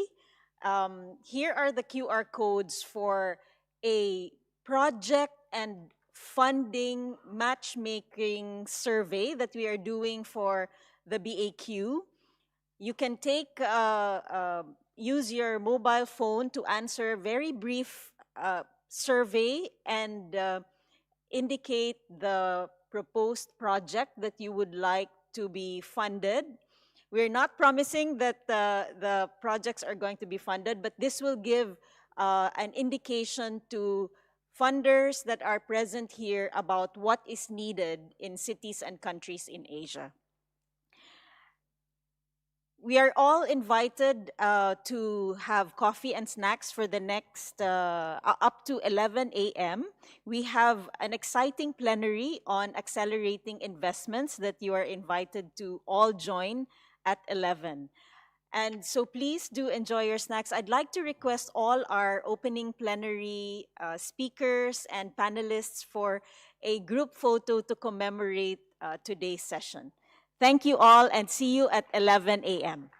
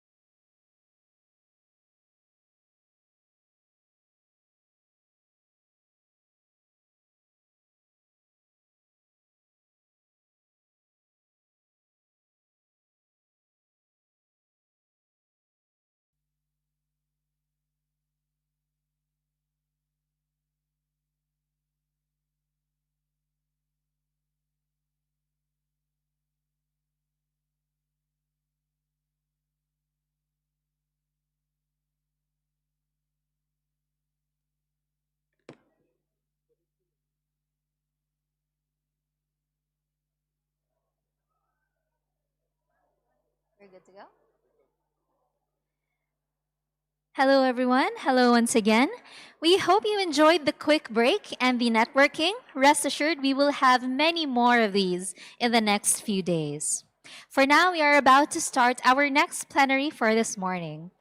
May I now invite the host for the plenary, Investing for Clean Air, a call to scale up financing, Ms. Yoko Watanabe, Director for Environment at the ADB. A big round of applause, please. Good morning and welcome everyone to this BAQ plenary session on investing in clean air. My name is Yoko Watanabe. I'm the Director of Environment at Asian Development Bank. So globally, and particularly in Asia and the Pacific, we are facing increasing severe air pollution. And improving air quality is not only an environmental issue, as many of the speakers earlier said. It is a public health issue, an economic issue, and a development issue. So air quality is affecting everyone for their shared prosperity, and air pollution is imposing massive burden on our economy. And the good news is that we have a solution. We do know that reducing emission through cleaner energy, transportation, improving waste management, and also through agriculture practices, we can solve this issue. But the big problem and the big challenge that we face today is how are we going to finance that? And we do know that we do need to bring in both public and private sector finance and also philanthropy and other finances to come together to scale the investment further. The time of just doing pilot is over. We really need to scale. So this is the core of this session today at this plenary. We wanted to discuss, as based on the theme we have today for this BAQ, is accelerating investment. And we hope that this plenary, with really distinguished many panelists, we would be able to do that. So with no further ado, I would like to invite my Director General of the Climate Change and Sustainable Development, Mr. Yevgeniy Zhukov, for his welcome remark. Thank you.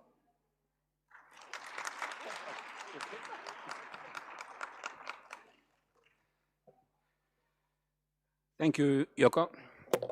Would you like to have your phone back?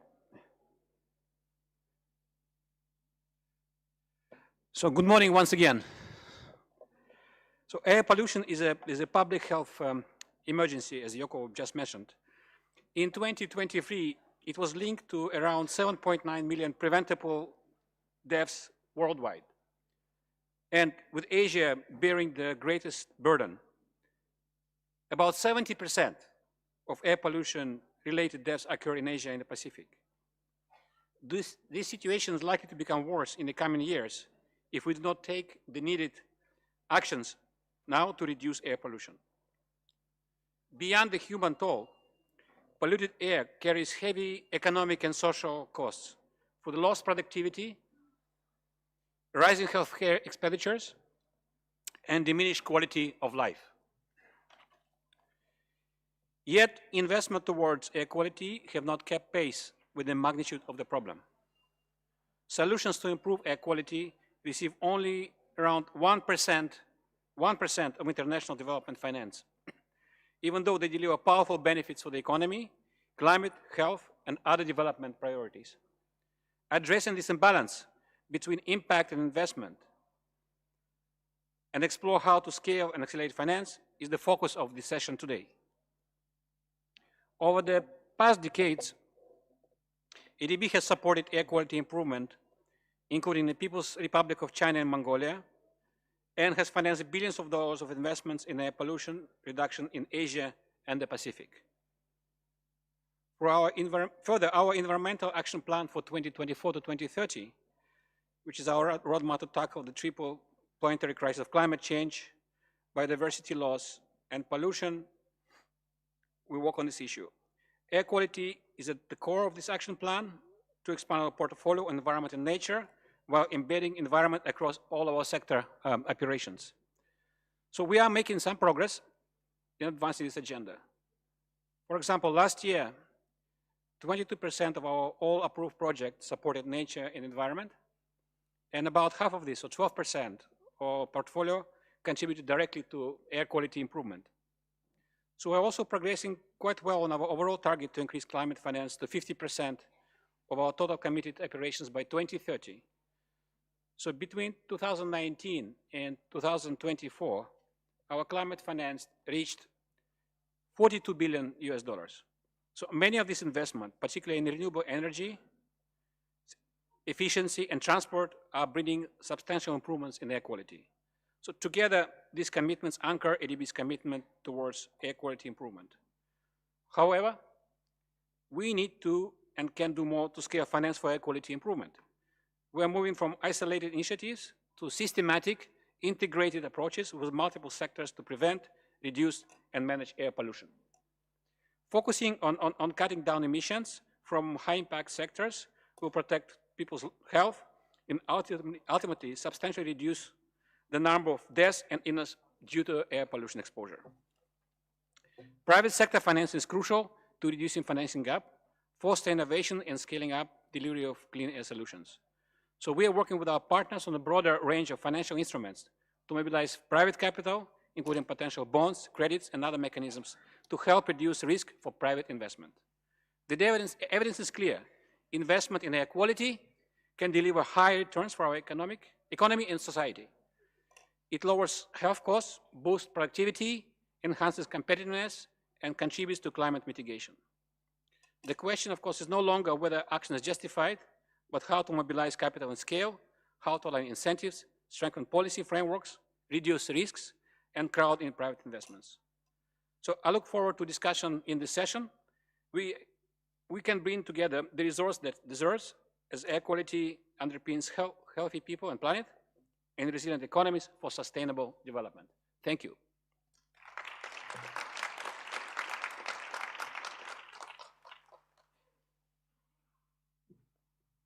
Thank you very much, Eugene, for highlighting the need for an integrated solution and an integrated way of working on air quality.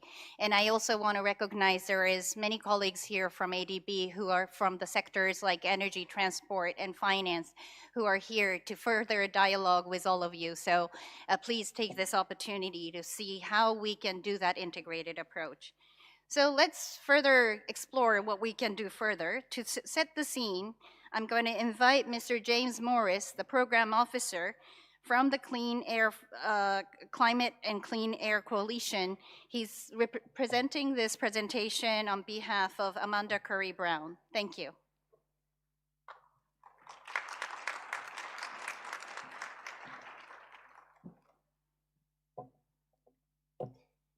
So good morning, everybody. My name is James Morris. I work in the Secretariat for the Climate and Clean Air Coalition, hosted by the UN Environment Program. So as Yoko mentioned, I'm stepping in this morning for our colleague Amanda, who's unfortunately not feeling well, but I want to give a quick scene-setting presentation that hopefully helps with the discussion by the experts today. So, okay. So let's get into it. So you're all here because you understand that the impacts that air pollution has on all of our lives, but let's run through some of the key facts, and some of them you've already heard from the Director General. Air pollution was responsible for 7.9 million premature deaths across the world in 2023, and of these, 9 out of 10 deaths occurred in low and middle income countries, with disproportionate impacts on women, children, and the elderly, and costing the global economy trillions of dollars in lost productivity. It's clearly an issue that needs to be addressed, but there are challenges, including the transboundary nature of air pollution, access to air quality monitoring and data, capacity gaps, and what we're here to discuss today, funding and finance. So on the funding, here I want to highlight some of the key messages from the Clean Air Fund's 2025 report on the state of global air quality funding. The overarching message is very clear. There's a significant funding gap. For example, funding for outdoor air pollution makes up only 1% of international development funding, and unfortunately saw a decrease recently.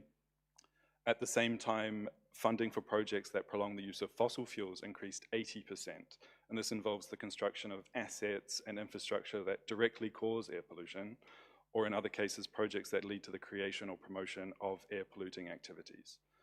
Funding also does not reach the populations with the highest exposure. Only 2 of the countries with the highest PM2.5 concentrations are in the top 10 recipients of funding. But there is a positive sign. Funding for projects with an air quality co-benefit increased 7% between 2022 and 2023. I think it's also important to note in this context that it can be difficult to track funding of air quality projects. Some are explicitly identified as targeted air quality projects, but many are also projects that result in air quality improvements, even though that is not their primary focus.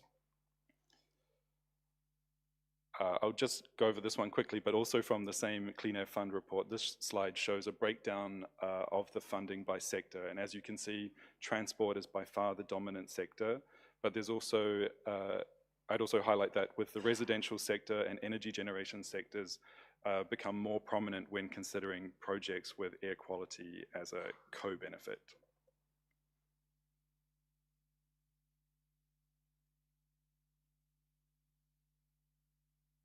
In terms of the challenges in accessing air quality funding, this is often due to low levels of concessional funding or finance, the grants and low or no interest loans that are needed to do this, technical capacity, both in completing application processes to access that funding or financing, and the availability of baseline data, which is usually a requirement. Climate, air quality, and development agendas are often not integrated. There's also a lack of clarity about the funding sources, and there's a need for a very compelling investment case.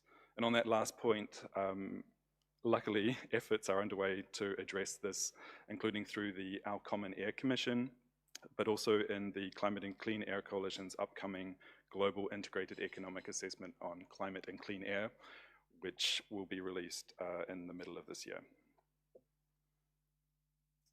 So who are the key actors and what are the challenges and opportunities for them in air quality financing and funding? First, international development institutions such as multilateral development banks and bilateral aid agencies, they have challenges such as lack of air quality strategies, national versus subnational focuses, cuts to development aid also becoming a real issue in this sector. But there are some opportunities demonstrating leadership both within the organization and with champion countries that are taking action, linking climate and air quality together, and the increased use of concessional finance. A second actor, philanthropy, which is a small but growing source, but still less than 0.1% of philanthropic funding goes to air quality at the moment. Some challenges can be limitations on transparency, fragmentation, or an uneven geographic focus, but this is also due to the fact that the grants are relatively small, on average around $250,000 US, according to the Clean Air Fund database. But there are key opportunities for philanthropies.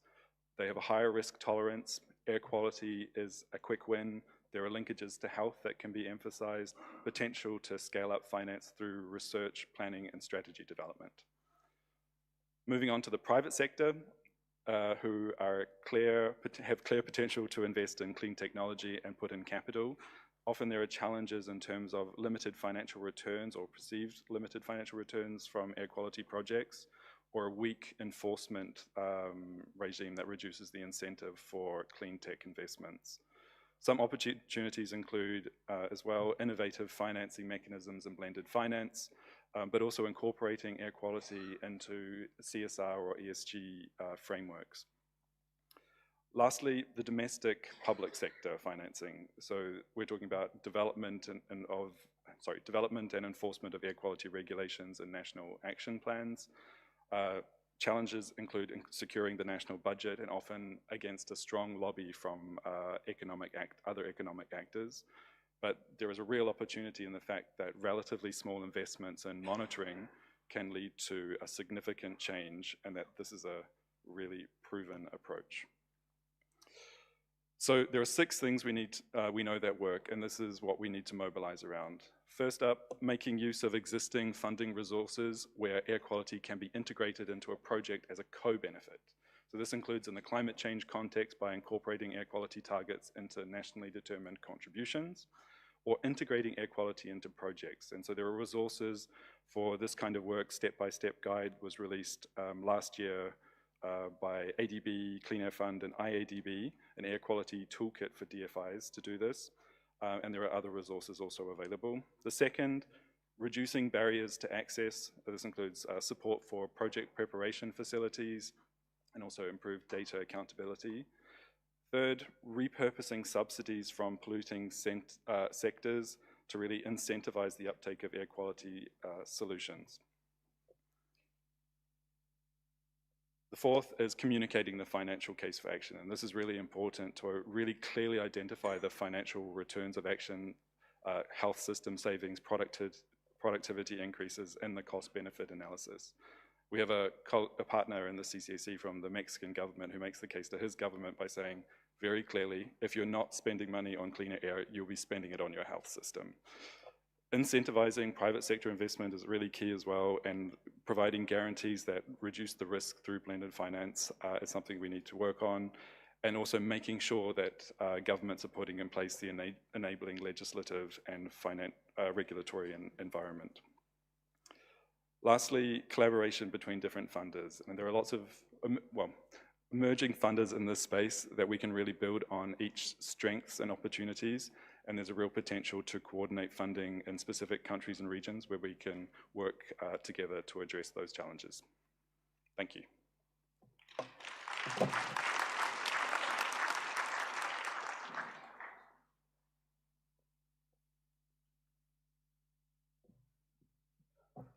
Well, thank you very much, James, for highlighting really three critical areas of work. First of all, the scale of air quality challenges and the human and economic costs, as well as second, how significant the gap is currently in contrast to the needs that we need for investing in air quality. And then thirdly, I think you have demonstrated that we can take this challenge and move forward and bring in the needed finance, and also really reach to the people who really are impacted, the vulnerable communities and women and the children in particular. So with that, let me move to the next panel discussion, which is the part of the highlight of this day, to talk about the financial gaps and also the barriers that we are talking, and also the innovative mechanism that we can employ both for public and private sector. And finally, we want to talk about strategies on how we can scale the finance that we need and reach to the needed communities. So as I introduce the panelists, please come to the podium here, to the panel here.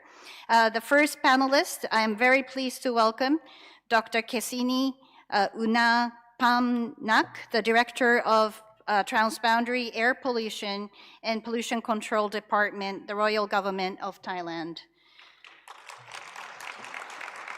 Yevgeniy leads the national strategies on air, water, waste, and hazardous substance management, including efforts to address the PM 2.5 and the transboundary pollution that we have been talking about, the regional cooperation and the need for that. So thank you very much, Yevgeniy. So the next is the World Bank's regional manager for the Environment Department in the South Asia region. Please welcome AJ Glauber. AJ, actually on Janet, but leads a team managing over $2 billion investment portfolio on environment and natural resource and blue economy in the South Asia region. And the third speaker, we have Jane Burston, Clean Air Fund's founder and CEO. Clean Air Fund, very familiar with many of you, mobilizes funding to scale and support global air pollution and mobilizing initiatives. And then the fourth speaker joining is Hiroaki Takiguchi. He's a senior advisor on environment management from the Japan International Cooperation Agency, JICA. JICA is recognized as the largest financier for air quality globally, according to the State of Global Air Quality Funding Report produced by the Clean Air Fund. So Hiroaki, please join us. And then we are also having Dr. Akarin Swamnarat, the Assistant Chief Executive Officer of the Energy Absolute, a leading renewable energy and EV charging facility company in Thailand, and he will be representing the private sector today. So thank you all for joining today, and we're really looking forward to a lively discussion and such a diverse panelist and a distinguished panelist to be joining today.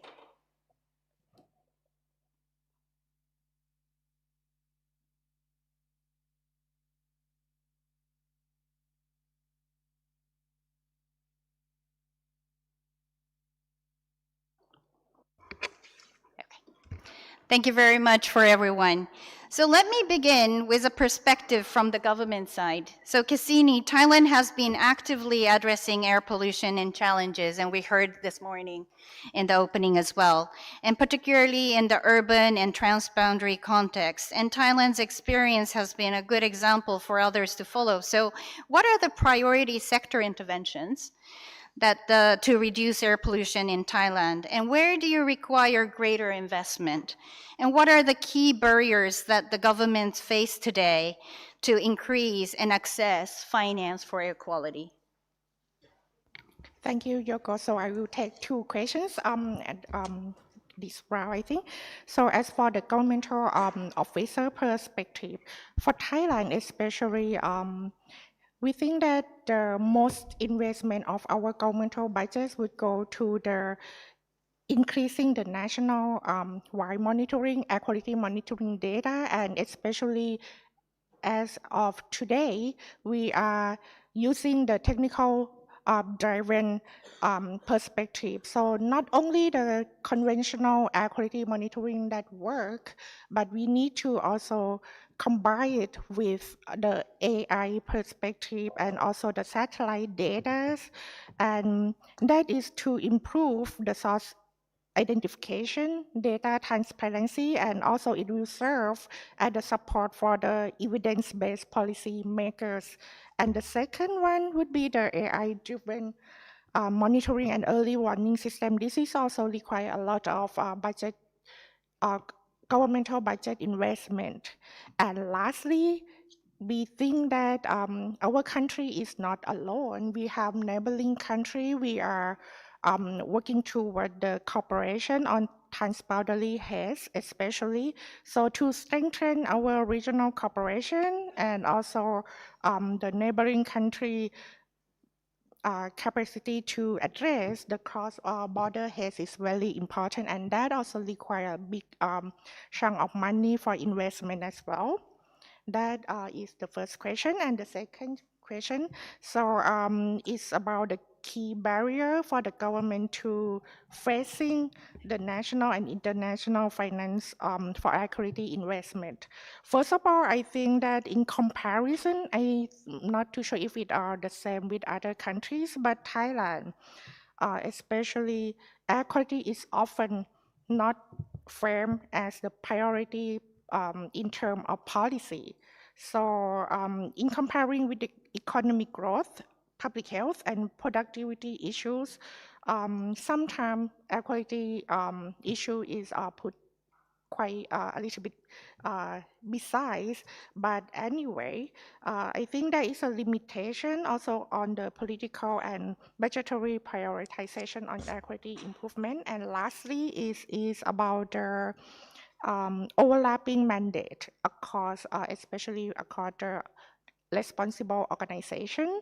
We do have the transportation sector, industrial sector, agricultural, forest, which sometimes some of the tasks could be overlapped. And my last message here as a conclusion, I think to address all the barriers is require stronger policy integration, enhance technical capacity, improving data system. And that would be my final message for these two questions. Thank you. Thank you very much, Cassini, for highlighting on the challenges as well as opportunity and the need for the coordination among the different sectors in particular. So thank you very much for that. Now we're going to move from government to a multilateral development institutions, and we're really happy to have our partner from World Bank, AJ. And so where does the World Bank see the most significant financial gap for air quality investment in Asia in particular?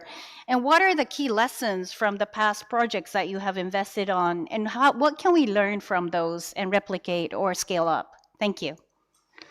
So thank you so much. First, a very warm welcome and good morning to everyone. I can't, as someone who has lived and worked in Asia on environment for more than a decade, I can't tell you how important it is to see this many faces in the room looking at ways to deploy solutions for clean air, right? We've heard all the reasons why, large, super high economic costs, but we also know that our children on days that air quality is bad test more poorly, right? So it's not just long-term impacts on health and the economy, it's actually short-term impacts on cognitive performance, right? And has real impact on overall economic competitiveness. So these are real issues, and that's why the World Bank has made a major priority in Asia, and including in South Asia, where I work.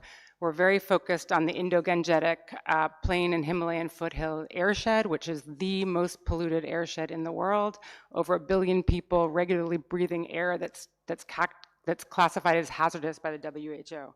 So we know that we need to do something. And we heard, you saw some of the numbers. In many of these countries, we're talking about up to 10% of GDP lost due to poor air.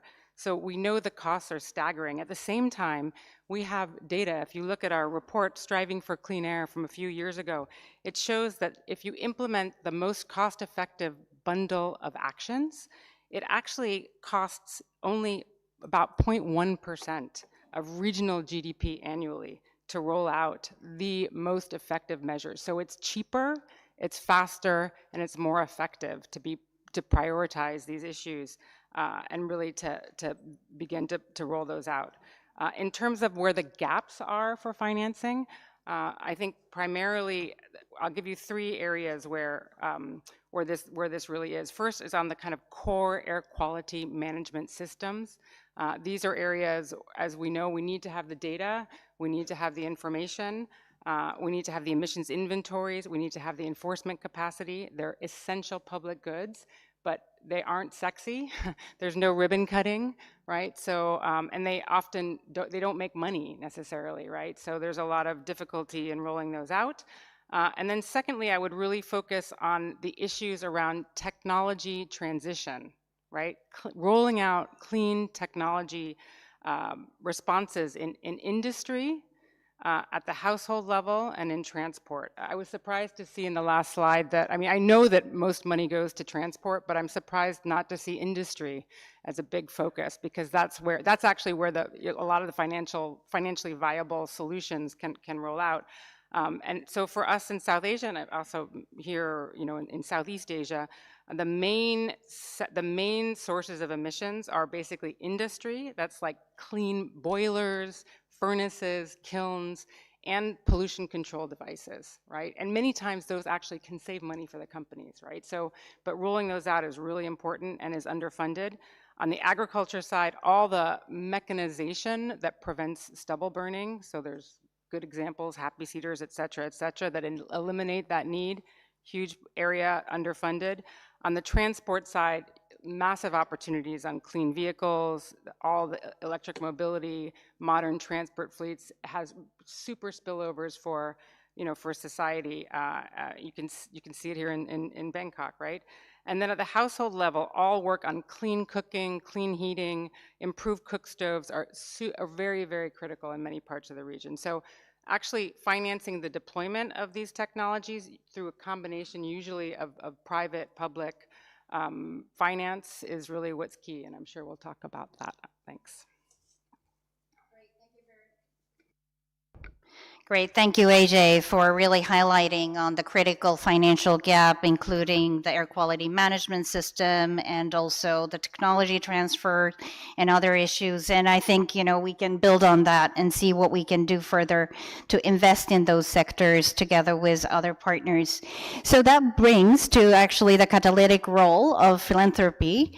So Jane, as a philanthropy, often plays a very unique role in unlocking those larger pools of capital like like the World Bank have mentioned, and also ADB for that matter. And where can philanthropy make the biggest impact in attracting more funding for clean air? And what are the success models that you see that we can build on and replicate and further these in partnership? Over to you. Thanks, Yoko. Well, yeah, as James said in the introduction, philanthropy is a lot smaller than other types of finance. But many of the other types of finance can be catalyzed by philanthropic efforts. And there are three particular interventions that the Clean Air Fund has been making that we've seen produce strong results. The first one is tracking the landscape. Another of James's slides was the headlines from an annual report that we produce called The State of Global Air Quality Funding. It's actually something that I started when I was setting up the Clean Air Fund because I didn't want to duplicate other people's efforts, and I wanted to find out who was funding what where, so that at the time just the philanthropic community could more easily collaborate. And there were very few donors looking at air quality, so it was quite an easy exercise. I spoke to all of them. I listed their projects and the donations in a spreadsheet, and they all said, oh, it would be quite useful if you shared that. So it turned into a report. We produced it every year, and a few years ago, for the first time, we added other financial institutions, so public sources of finance from bilateral agencies and multinational development banks. And tracking those finance flows, both for philanthropy and for the DFIs, is useful because, one, it helps people understand just how underfunded air quality is compared to other development issues and compared to the scale of the problem, that 1% of all international aid that James mentioned. Two, it helps people understand where the money is going and precisely where it's not going.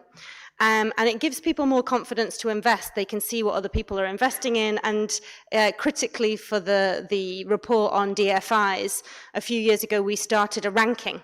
And so you can see exactly where your institution falls in how much money you're giving to air quality. And that creates a bit of competition, and that's positive for increasing the funding to outdoor air quality. I think the second thing of three is making the economic case. AJ and James both mentioned this. And it's a real key to unlocking national government funding and reassuring national governments that they can take loans from the DFIs. We've learned that it's useful and in fact essential to make these economic cases as locally as possible.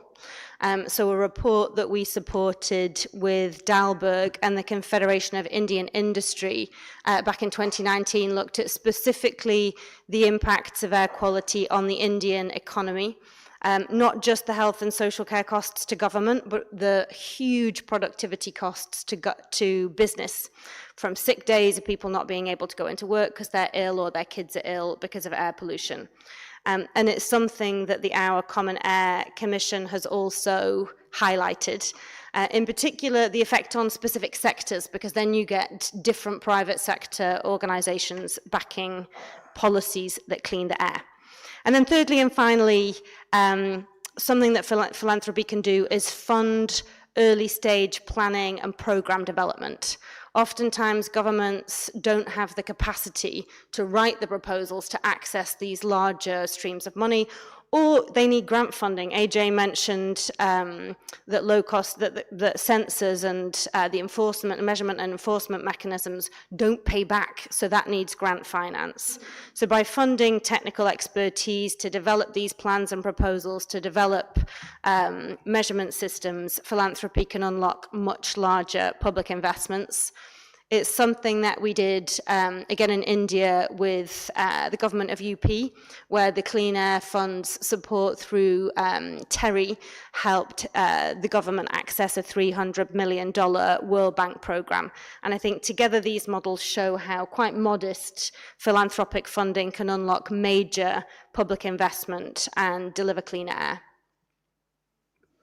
Great. Thank you so much, Jane, and thank you for articulating the critical role that philanthropy play in air quality financing, and also bring in the needed sort of information as well as tools. And in that matter, we have worked together on the air quality toolkit together with World Economic Forum and others.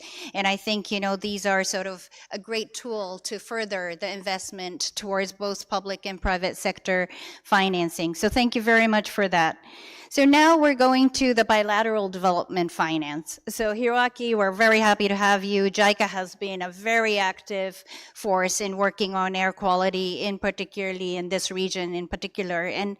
But I also see that, like everybody else, you have challenges to overcome and addressing those issues. So what are the main challenges JICA have been encountering, and what are you doing to further these activities in developing countries? Thank you, Yoko-san, for the question. Could you show the slide I sent? Yes, I'd like to share JICA's perspective based on our experience supporting air quality programs in partner countries.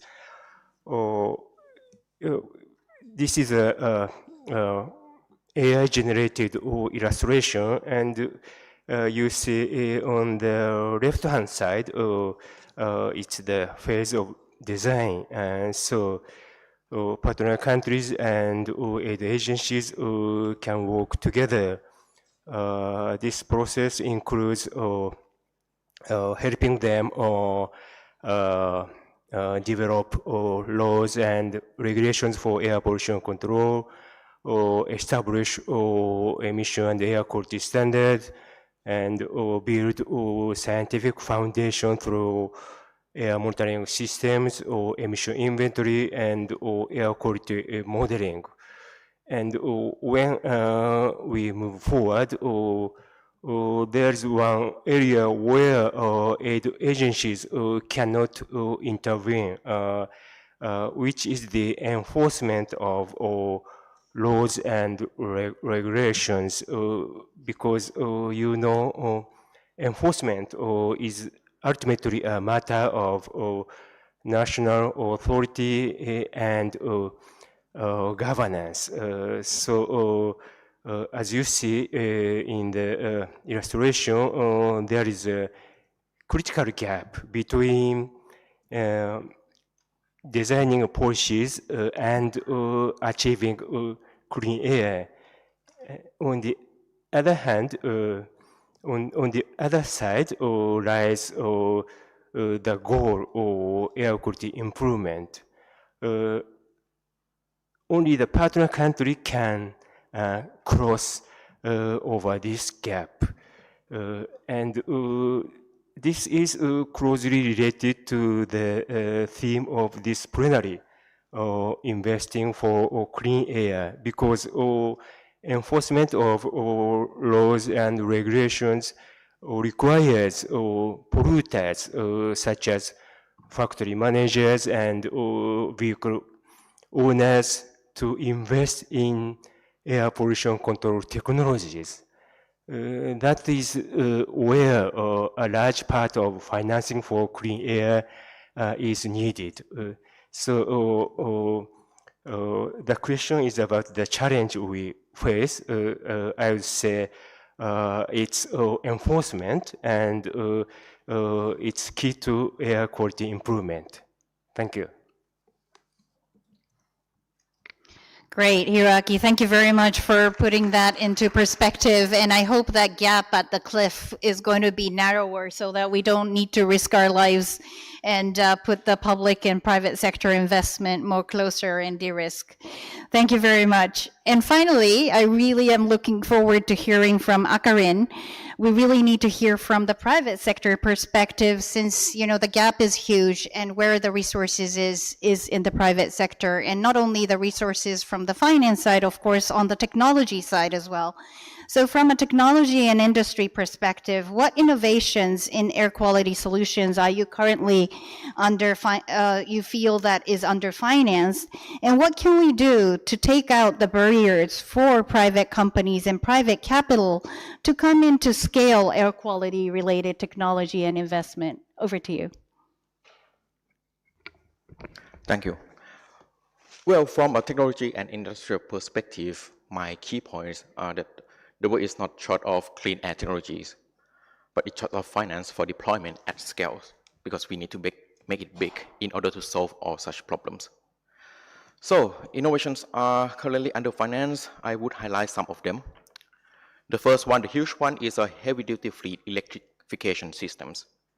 Not just electric bus, trucks, but depots, fast charge, software, maintenance, capability, spare parts, and battery life management. In many cities, funding still focuses on the vehicles, but not on the operating ecosystems. And if we need to scale it, we need all this infrastructure ready. Second, the industrial retrofits. Because as mentioned previously, most people focus on the transportation, but not on the industries. So electrification and modernization of such things like boilers, furnace, control system, filtrations, emission metering event are identified as a scalable solutions, but we need to pay more attention on this. And it's understandable why most of them are underfinanced, because these projects are technically complex. It's site-specific. And the key thing is that it's harder to underwrite than the greenfield projects.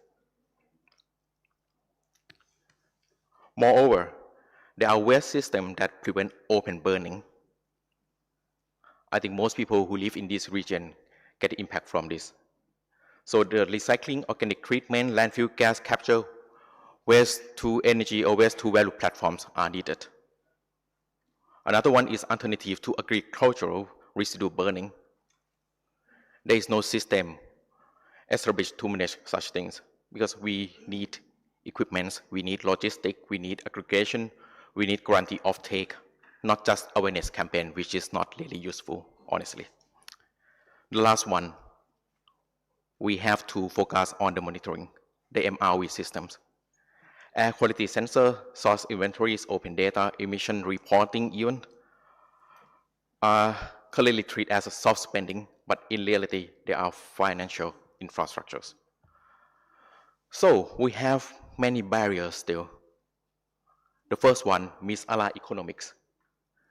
The company pay for the upfront capex, but the benefits are shared across the sectors. The second one, under-scope project design. Too often, people are focusing on the equipment, but not the infrastructures. We forgot to improve the grid connections, depots, service network, digital layer, maintenance ecosystem event. Another one, weak revenue architectures. Because private capital need predictable cash flow, cash is king still. So whether through availability payments, per kilometers contracts, tipping fee, off-taker agreements, etc. The last one, the most important one, policy and permitting risk. Not the one-time policy, not the advertisement policies, but the big policy, the long-term one, the continuous one, which would be required in order to scale up all these projects. Thank you. Great. Thank you very much, Akarin, for highlighting that the policy needs and also the risk mitigation needs that you have highlighted altogether. So I'm really happy that, thank you very much for the panelists to sticking to the time so that we can go actually another round of questions and also leave some time for hearing from you, from the participants, from the audience, a few questions at the end of the session so that we can have it more interactively. So for this second round of questions, questions. We heard about the challenges and what you're all doing, but now we really want to talk about what can we do more innovatively and deliver new funding flows and also increase investment in clean air. So Cassini, just to start from you, from the government perspective again, can you share what kind of policy or regulatory frameworks that we could help unlock greater public and private investment in clean air solutions? Thank you once again. So I would just saying two perspectives. First is about the technology and innovative perspective. I think it is necessary for us, especially for the governmental officer, to enable framework for digital innovation, which could include the data governance, transparency standard, and compliance automation. It is to increase the investor confidence. And the second perspective is the policy maker perspective, I think. So I think it's perhaps we need to advance multi-year budget frameworks and also integrated budget across environmental health and air quality emission sources such as transportation, agricultural sector, industrial sector to align with the policy priorities. So my takeaway message in this second round, which is very important, I think it is necessary to combine and integrate and predictable budget system. So especially for the government, it is essential to unlock the clear investment. So if we would like to proceed for more investors to come for the governmental job, it have to be on the multi-sectoral perspective. Thank you. Well, perfect. The importance of multi-sectoral and also multi-year financing so that we can have a predictable investment moving forward. Thank you for that. So AJ, now moving forward to you. In your perspective from the World Bank, you have using innovative financing tools for climate, for nature, and other initiatives. And so we want to hear from you. What can we apply for those different financing tools and apply and scale up in clean air efforts? Great, no, thanks, great question. I think I want to start by saying that it's not just scaling up, right? It's scaling up the right things, right? Because you can throw money at anything and it can have a suboptimal impact, right? So really important is to look at evidence and look across the airshed. So important, right? We know that these issues, air quality is, yes, emissions come from specific sources, but they aggregate across the airshed. So really understanding which actions to take in what sequence that are the most cost-effective measures is extremely important and as the base for any kind of a financing strategy. Yeah. I also want to just mention, and I think this was really clearly articulated by my colleague to my left, but how to get, so there's nowhere, this is you just turn on the news, right? I mean, there is so much need in the world and there is so little public financing available, right, for these sorts of issues. So the critical need is how do you use public money and philanthropic money to really unlock private investment, and that is all about getting the balance between basically enforcement and policy, and then getting bankability through de-risking and kind of using blended finance solutions, right, in broad ways. So I think crowding in private sector, both from the financial sector, right? So getting investments through things like risk sharing, credit enhancements, and balancing that with real enforcement matters a lot. And really for the industrial sector, thinking about how we can balance carrots and sticks, the whole idea of incentives for early adoption and combined with predictable enforcement. You know that the regulations are tightening. And it's that balance that makes it actually the most cost effective, right? Because otherwise, if you don't have enforcement, it means you're only subsidizing, right? You're only paying for it. But if you can get that balance right, then you can make it so private sector starts to invest. They have to invest in order to comply. And there's also experience that shows that it makes sense, right? That there's real models that can be rolled out. So let me just quickly then say, in terms of where we really see the most promising financial approaches. So first, fiscal policy, hugely important. taxes, subsidies, the entire range of sort of the, let's call it the Minister of Finance tools, right? If you look at Nepal, Nepal reformed vehicle import duties, right? They decided that they would leave basically gas-powered engines at the same level of tax, but they would drastically reduce the cost, the tax cost charges for electric vehicles. And over the past several years, it is now one of the fastest electrifying vehicle markets in the world, second only to Norway in terms of electric vehicle penetration. And that was just a policy move, right? So that's, you can play with those levers and then investment flows. So I think that's really important. Obviously, lots to be done in sort of risk-sharing mechanisms that crowd in private finance for industrial pollution control technology, particularly. I think that's really where the magic needs to happen, and that's really working to understand whether it's some kind of like partial credit guarantees, concessional credit lines, blended finance, et cetera, et cetera. It's really about helping commercial finance go into those actual technologies, and you're making them, you're basically pushing them over that cost barrier so that they become,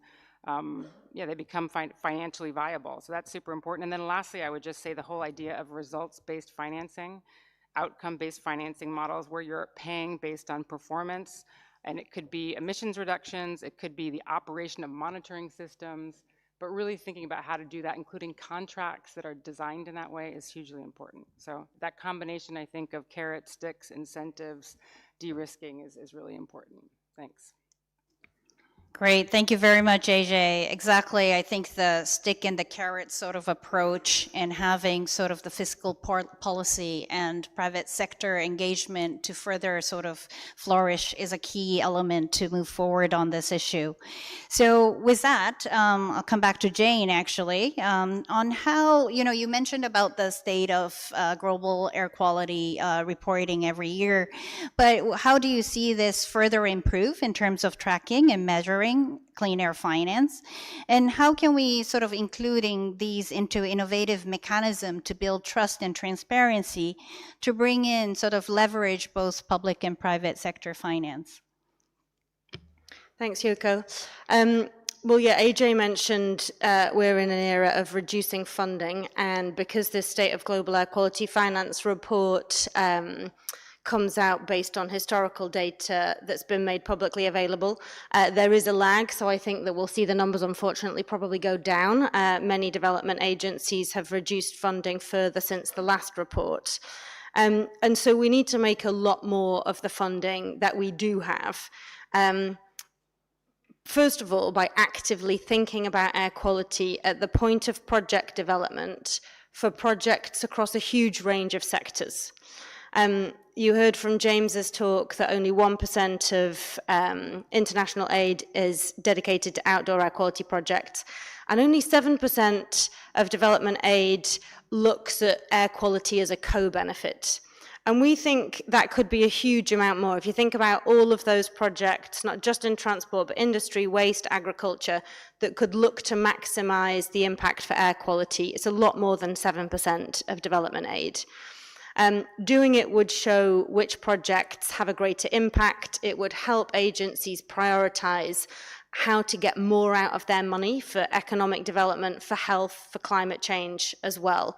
And a tool that Yoko already mentioned that we produced with the World Economic Forum Global Future Council, Clean Air Asia, and Ricardo, and which has really been championed by the Asian Development Bank, is the Air Quality Toolkit for DFIs.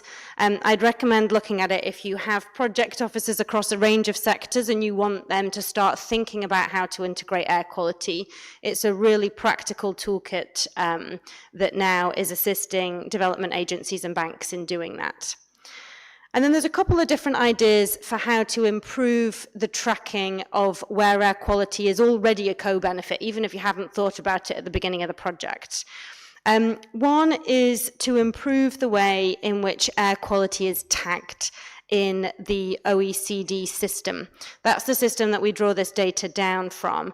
And the current OECD DAC tracking codes don't sufficiently capture air quality funding at all, which leaves a huge gap in how we're able to assess funding flows.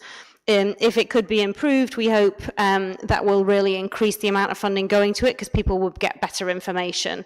So if you're from a DFI or a bilateral donor, there's an opportunity to request to the OECD DAC that they take action to improve this tracking.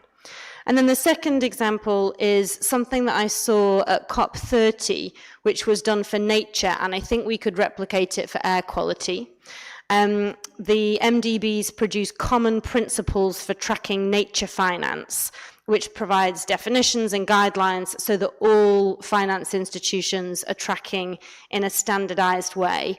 And either air quality could potentially be added into that framework or something similar could be done for air quality, which I think then would also help with standardizing the measurement and reporting. Great. Thank you so much, Jane, for highlighting on the many tools. And as you mentioned, the MDB Nature Group that I actually chair this year, we are actually ground truthing those tracking common principles among MDBs, and we're talking about how we can incorporate clean air as part of it as well. And also, actually, we are chairing also the climate group as well as our heads, the MDB heads are also coming together to discuss about many different development challenges, and we hope that those provides the opportunity to discuss these issues further. So thank you. So now, Hiroaki, what are the innovative or blending finance model that JICA has explored in the past, and how can we sort of replicate those further and also reach the most intended vulnerable communities and impacted, particularly on health crisis that we see from clean air, air quality these days? Over to you. Okay, thank you, Yoko-san. Your question is about innovative or blended financing models that JICA is exploring. Let me briefly introduce our unique initiative. We call it JICA Biz.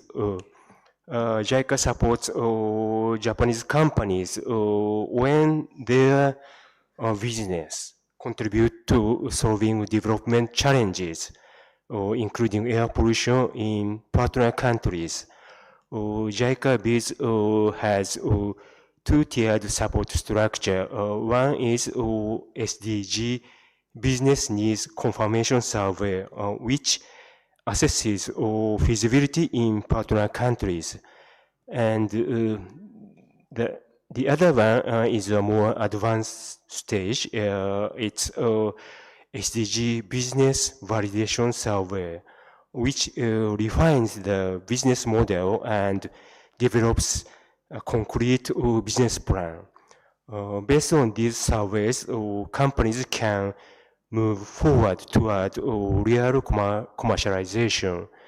And let me give you one example. In Thailand, the companies named Takabayashi Sangyo and Tagentex examined the manufacturing and sales of the innovative technology, permanent or magnet oil filter to improve fuel efficiency and reduce air pollutants. This technology demonstrates how private sector innovation can contribute to clean air. Through programs like JICA Biz, we aim to scale up air quality solutions by bringing together public support and private investment. This is an example of JICA's innovative programs. Thank you. Great, thank you for highlighting a very concrete cases from working with businesses and private sector. This is really helpful. So that leads to Hakabin again, and there are many private sector actually participants today as well. And what can you share from the private sector side as a business model or technology that could be further replicated across Asia and beyond? This is a global forum, and we can also have this further in Africa and Latin America as well. So let me put you on the spot to further discuss about the models and technologies. Over to you. Sure, thank you. So on what can be replicable across these regions, I would emphasize this business model. The first one is a fleet as a service, especially for bus and trucks or other commercial fleets. The Bangkok e-bus program is a good example. It combines electric bus deployment with the carbon market architecture under Article 6, showing that transport electrification can be structured as both a climate and a clean air investment. Moreover, under the close cost contract model, the private sector, the private operator, carries the technology and assets risk and is paid for service delivery, which is more scalable than asking public operations to buy and manage everything by themselves. And I think some of you have experienced our e-bus this morning. The second one is the sector which we need to put to have more attention is municipal waste with the blend revenues, like a waste to energy plants, waste incinerator plants, etc. Because we get it from because we can get a finance from the tipping fee, the blend tipping fee from energy, from carbon finance. These are replicable because these projects turn the public service burden into a structures, concessions with the measurable outcomes. One of the list is not just only e-bus, come back to transport again. It's about the transportation, the goods transportation by electric trucks, electric trailers. Thousands of trucks have been changed from the engines to electric trucks and trailers during the last couple of years. And we see the improvement in these industries, but still, in order to make it scalable, we still need to have a clear and continuous policy on this. Thank you. Great, thank you so much, Akarin, and thank you so much for us for using the e-bus actually in the morning. I think many of you have used that from hotel to this conference, and I think those technologies, as we are supporting at ADB as well in many other countries, I think provides a really replicable model of bringing both public and private sector to scale these initiatives. So I'm really glad that we are able to actually open up to for questions to the floor. To facilitate, you can raise your hand. I think that's the only way to recognize who might be interested in raising your hands. And then you can use your microphone to pose your questions. And you can also indicate who might be the best person to maybe answer your questions as well. But I want you to make it succinct and short, up to the point, so that we can take at least 2 or 3 questions as we move forward to this part of dialogue. So, anyone who are interested in raising a question? Over there. Hi, my name is Afreen and I head the Secretariat of our Common Air Commission that both James and Jane, who's also a commissioner, spoke about. My question is for Hiroki-san. You actually put a very wonderful slide which was enforcement is the key to air quality improvement. And because our Common Air is working on, figuring out what exactly is the missing link that is, stopping the governments to enforce. So what as per you would be the key to enforcement? Great, thank you. Let me take another comments or questions so that we can efficiently address your questions. Is there other one? Over here? Please take your mic.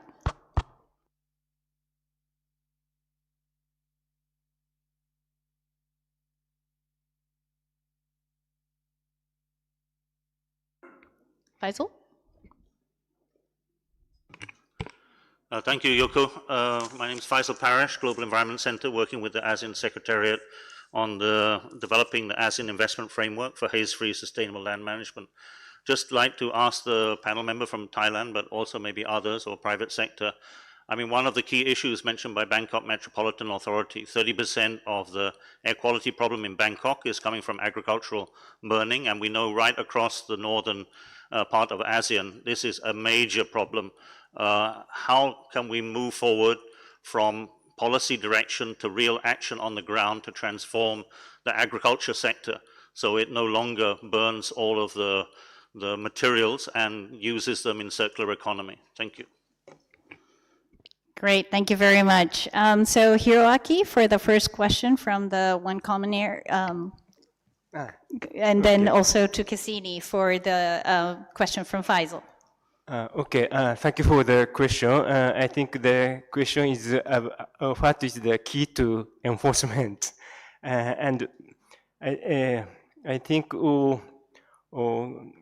national governments and local governments have to convince politicians and business sectors or citizens to implement their actions or invest in air pollution control technologies. So in my observation, the key to enforcement is the scientific foundation. For example, Ministry of the Environment should have solid scientific evidence, and using it, they have to convince their stakeholders. That is my observation, and yeah, but it's a very critical question, I think. Thank you. Great, thank you, Hiroaki. Now to Cassini, thank you. Thank you very much, and thank you, Faisal, for throw this question to me. Actually, Thailand is actually, we are pretty much, our economy is pretty much also driven by the agricultural sector. So I would say that we have a lot of farmers who rely on the conventional methods of doing the agricultural practice. And in some of the area, hilly sides of the mountain, it's not possible to bring in any machine to clear the land or even prepare the land. So what the government is trying to do is, we are trying to balance between carrot and stick, which is just mentioned by our World Bank colleague. So not only that we give incentive to our farmer to introduce the alternative approach or use advanced technology for improve the agricultural, no burning agricultural products, but we also trying to give some challenge and limited I would say not only that we charge or give them the penalty for the farmer who actually burn the land, we try to give them option if they say that it's really necessary for them to put on fires to clear the land in some area that is not accessible. So we give them like guidance for burning permit. So they will have to look at the weather conditions, and we give them some criteria that they could allow to burn the agricultural residual products at a certain time, which would not affect to the air quality. So I think that is the way that Thailand is going on. So balancing the carrot and stick approach. Thank you. Well, thank you very much. And really, come- thank you for highlighting the importance of actually a more integrated approach with not only transport and energy, but now on more with the agriculture, residue burn, and other initiatives. So thank you very much. Yuko, can I just come in on this point? Yes. If that's okay. So just because I think it's really important to highlight, right? So we know that there is no silver bullet in any jurisdiction. We know that air quality, air pollution is always a number of different sources that are coming. Many of those are local, but in most jurisdictions, most of the air quality problem is coming from beyond your jurisdiction, right? So 2 points. Number one is there's no solution that's not regional, airshed level. So that's number one. We can talk about what that looks like. And number two is every jurisdiction needs to tackle its own problems because that is your own responsibility towards the airshed, right? So I think and some obviously like Bangkok won't have an agricultural residue problem, but it does, I'm sure, have other challenges that could be useful across the airshed. So I think that's a really important message. And I wanted to bring it back to what we're doing with many of the partners in the room, and a huge shout out to FCDO and SDC who have allowed us paid for us to do this. But for the South Asia, the IGP-HF region, we have a regional platform where all the countries come together, and it's shared like policy setting, capacity building, you know, so it's about setting targets, learning from each other, learning together, and it creates big momentum across the airshed, learning, transfer, support, partnerships, finance, solutions. So I just want to say that's also a really valuable thing that might be also useful here. Great, thank you very much, AJ. And I know that over the next 2 days there is also a session on Indo-Gangetic airshed where you can learn more about those shared air and how it actually circulates around. There would be also events on more integrated approach and multi-sectoral approach by Thailand and Indonesia and others who is tackling this issue on a multi-sectoral level. So hope all of you would benefit from hearing those initiatives and see how we can explore and move forward with those. Okay, so maybe we have at least another 1 or 2 questions that we can take. Please raise your hand and we'll try to identify. Over there. Please take your mic. Thank you. Zig Klimon from YASA, Europe. I just wanted to add what Hiroki-san was saying about the question of enforcement. I fully support being a scientist and providing scientific advice and research, supporting some of the decision making. I think an important part in the enforcement is also capacity of institutions and people working there. It's probably even more important. We've been seeing that we come short of actually making that jump that you have shown when on the ground there's no true understanding of the meaning of effectively enacted policies, introduced policies, laws that have not been followed because of insufficient institutional and human capacity.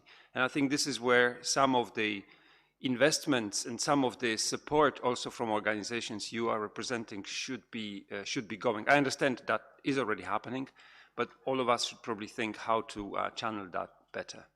Thank you. Great. Do you have any specific example that you want to hear more from Hiroaki or others in terms of that gap? Or I think what we often ask in many of the sessions that started already a few days ago within BAQ is really positive examples from the ground. So Hiroki-san, if you have some examples from your experience working with teams in different countries that said, you know, this is really where it worked, bringing that to the others across the region, I think would do a great job. And that would be one part of that leap, hopefully wouldn't drop into the space between, but I hope it's really possible to move us ahead. Thank you. Great, thank you so much for that question. The last one question that we can maybe take over here. Please, go ahead. Good afternoon. My name is Siddhartha Shankar. I'm from Bangladesh. Thank you very much. I have a question to the Clean Air Fund. Bangladesh, third world countries like Bangladesh, especially Dhaka, face severe air pollution but lack of sufficient financing and technical capacity. How can the Clean Air Fund better support scaling up the practical clean air solution in developing countries? Thank you. Thank you very much for the 2 good questions again. So Hiroaki followed by Jane. Thank you. Okay, thank you for the comment. I totally agree with what you said. So capacity of individual and institutional development of individual and institutional capacity is critical to enforcement of laws and regulations. And in addition to that, I think the development of society level is important as well. I mean, the capacity of private companies and citizens. I mean that, and actually, In tomorrow's plenary, I will make a presentation on capacity development. So my presentation will respond to your point in detail. Please join it. Great advertisement. Thank you. Jane, over to you. Thanks for the question. So yes, obviously philanthropies can't work everywhere in the world, and so it's really important to make sure that the work done in one place can transfer to another place. And there's a few different ways that we have to do that. I think the first, and what we're all doing here, is best practice sharing. Sharing examples and case studies of what works, and really specifically how did it work, what didn't work, so that people can replicate the good bits of a policy and build from there. It's something that we're doing on a city level with an initiative that we have called Breathe Cities, where cities from around the world are piloting different ways of reducing air pollution and then learning together, facilitated by C40, about what works and how to bring it to their local context. I think the second one is something that we're majoring on through our Common Air Commission and institutional interventions at the COP and other multilateral spaces, which is trying to boost the profile of clean air so that countries can sign up to global agreements on it. Last year, we saw the World Health Organization have all health ministries around the world commit to a new target for reducing the health impacts of air pollution very significantly. And so we can support countries to understand what the health impacts are locally and commit to those kinds of things, which then pushes policy action in each country. Well, great. It's been a really lively, starting from setting the scene by opening this session, as well as with this panel, and getting the sort of dialogue happening already with the panel, with the audience. So, time passes so quickly. Just to conclude the session, I'd really like to ask Jane, as a closing remark, after hearing such a rich, set of inputs from very diverse set of participants. So thank you, Jane, for taking it over. Over to you. Thank you, and thank you everybody for your contributions. That was an incredibly interesting session from different parts of the financing ecosystem, and I've been avidly taking notes. I will not run you through all of them, but there were 4 things that really stood out to me as kind of threads running through the session. I think the first clear message is that there are real financing gaps in terms of the quantity of funding, the quality of funding, and access to funding for air quality. And that's a real limitation factor that many of us are working to address. Secondly, that ownership and action from national governments is fundamental. We need to ensure the scientific foundation for policy, the data, both for policy and enforcement, and as was mentioned from the audience, the capacity then to make sure that laws and regulations are enforced. And to get governments on board, we need to make the economic case as well as the health and climate case, balancing the carrot and the stick, so incentives at the same time as bans, and adjusting to the local context. I think thirdly of 4, we all recognize that there are dwindling resources worldwide, and it's hard to argue for a larger piece of an ever-decreasing pie. So we really need to work hard to maximize investment. And people have mentioned a couple of ways of doing that. One is prioritizing air quality in the design of projects up front, regardless of the sector or the primary motivation. And 2 is trying to access funding and support from the private sector, either through smart policies like was mentioned with the EV import duties in Nepal, and things like the JICA BIZ program that brings the private sector into development support. And then finally, and I think a good point to end in a conference like this, which is all about collaboration, is the reality that transboundary air pollution is an issue for everyone. We really need to think in terms of airsheds And we need collaboration through all of the actors in this room, but also across layers of government and across borders. Thanks, Yoko. Well, thank you so much, Jane, for concisely compiling all the key points from the discussion. And thank you very much first of all, the audience for your interaction. And also recognizing both Eugene and James for the scene setting in the beginning, and all the panelists here for your really rich inputs. And I'm glad that we were able to bring in such a diverse set of different sectors, different partners coming together here. So thank you again, and I hope you will have some more interaction with the panelists as well as speakers, and please dig in further with the side events like Hiroaki mentioned earlier. So with that, I'll conclude this session. Thank you again, and I'll pass it on to Clean Air Asia for announcement. Thank you. Thank you very much, Ms. Watanabe, and thank you everyone for such an insightful couple of plenaries this morning.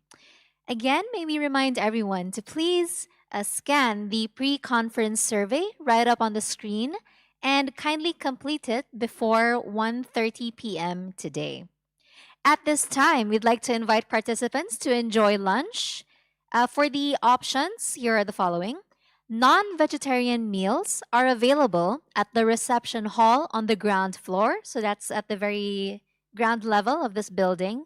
And vegetarian options are served on level 1, so that's one escalator down from this floor. Once again, non-vegetarian meals available at the reception hall on the ground floor, and vegetarian options are served on level 1, one escalator down from this floor. We look forward to welcoming you back for the afternoon sessions, which will begin promptly at 1:30 p.m. in the rooms located on both the ground floor and level 1. Enjoy your lunch, everyone, and see you all shortly. Thank you very much.